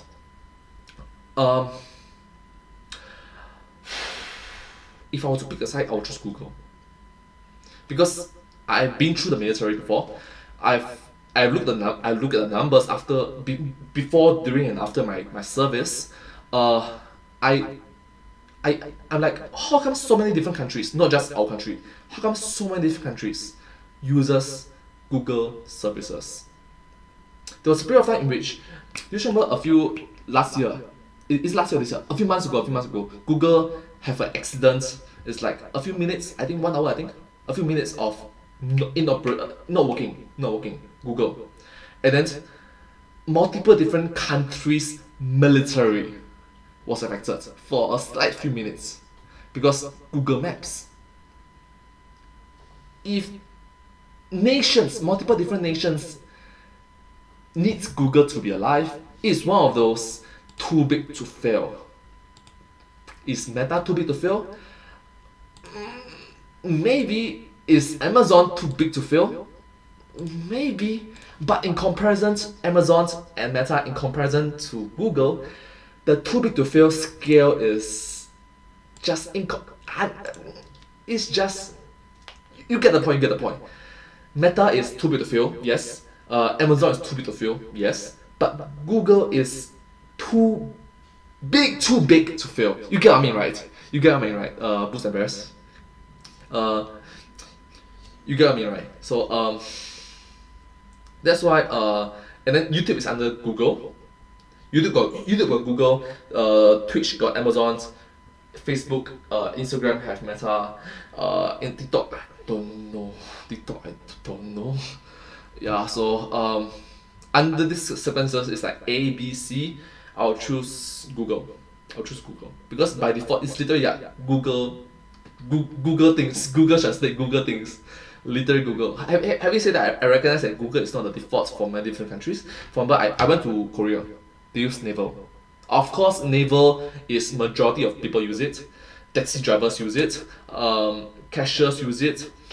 The individuals directed to they all use Naver, but they all also use Google. It's like how we use Google most of the time, but sometimes we also use Yahoo. Right? Sometimes you use Bing as well. Yeah, so something similar to that lah. Google is default for me, but for South Korea they use Naver. Yeah, something similar to that. Google is more stable. Yeah, the stronger root for the tree branches. Yeah, correct. And especially when the accidents that happens in Google can affect multiple different nations. Can shake the foundation of a nation. That is too big to fail. Like multiple different nations needs it. Wow, it's literally like wow. Yeah.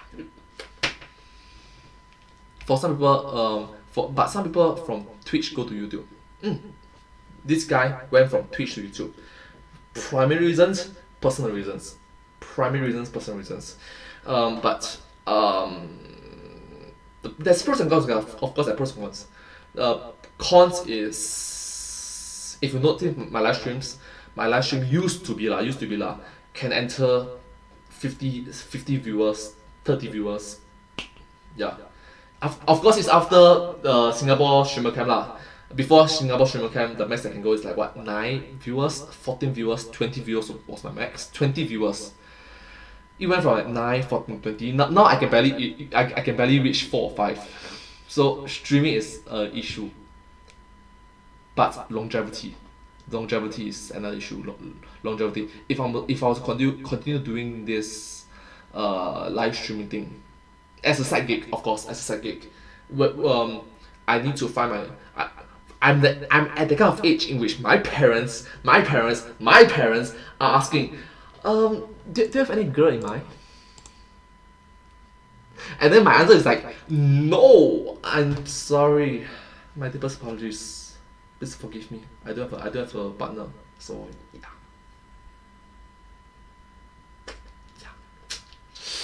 So it's more towards income stability and career longevity. Yeah, so these two. And also find a girlfriend, find a partner. So it's these three. These three is kind of in my head right now. Top of my list. But some people YouTube to Twitch. Yeah. Oh, do you know of Ludwig? One of the biggest Twitch streamer went to YouTube last year or this year. Last year. Yeah. Total disrespect also. A lot of Twitch streamers, right? They go to YouTube. One of the reasons why I'm just speculating is a lot of reasons why. One of the reasons is that if you're affiliated or if you're partnered with Twitch, you need to. I think you know lah. You need to fulfill a certain number of hours per month. So you can see, like, for example, in the month lah, in like 27, 28, 29, 30, 31st, the last few days, the last 3-5 days of the month, a lot of streamers that are partnered or a lot of streamers that are affiliated, they will try to stream a long time. Maybe they even stream night while they're sleeping, correct? Because they're trying to fill the quota. They're trying to fill the quota. Because they might not have been streaming for the first 3 weeks of the month because they have a life. They have negotiation, they have phone call, they have to edit their videos, they have to do different things, they have to go meetings, they have to go for photo shoots, something like that. They have a life. They have families, they might need to go hospital for their loved ones, COVID-19, a lot of unfortunate things. This sort of quota system can be really damaging sometimes. Because you are live streaming not because you enjoy it. You are live streaming just to meet quota, and sooner or later, as time goes on and on, people get sick of it. They have life. They might have children to help, or maybe like they might have to end their live stream, or they might not be able to go live stream because, like, for example, Tashuda, car accident, hospitalized, get coma. Just coincidence, right? Just unfortunate they are unable to live stream. As for YouTube, you are able to schedule your videos. You also know lah. You can schedule your videos, or you can make it premium videos. that you can schedule prior beforehand. So right now for me, right, I've ever since last year, no, actually in the year 2020, I've scheduled my uploads. I've scheduled my uploads. There's a list. I scheduled my list all the way until the year 2024. That's how much I scheduled, planned all the way. From the year 2020, which is 2 years ago, I planned 2024, which is in the future. Even right now, I'm in the year 2022. I'm planned all the way ahead. That means I planned 2021, 2022, 2023, 2024. I planned 4 years in advance. Yes, you can schedule all this, but for Twitch, a bit difficult. They have live. They might not know why, but so case in point. If I've scheduled the videos before already, I plan everything before already. I can in between, I go for holiday. In between, I go visit someone else for personal reasons. In between, I go for competition, or in between, I go for something personal. Alright, that I do not want to share with the public. Alright, I can for example, if I plan for January to June, schedule videos. That means it's there. I don't touch it. January to June. In between the month of February, I can go for negotiations, meetings, calls. March, I can go for filming, movies, everything, so on and so forth. And April, I can go for holiday. May, I can get back to it.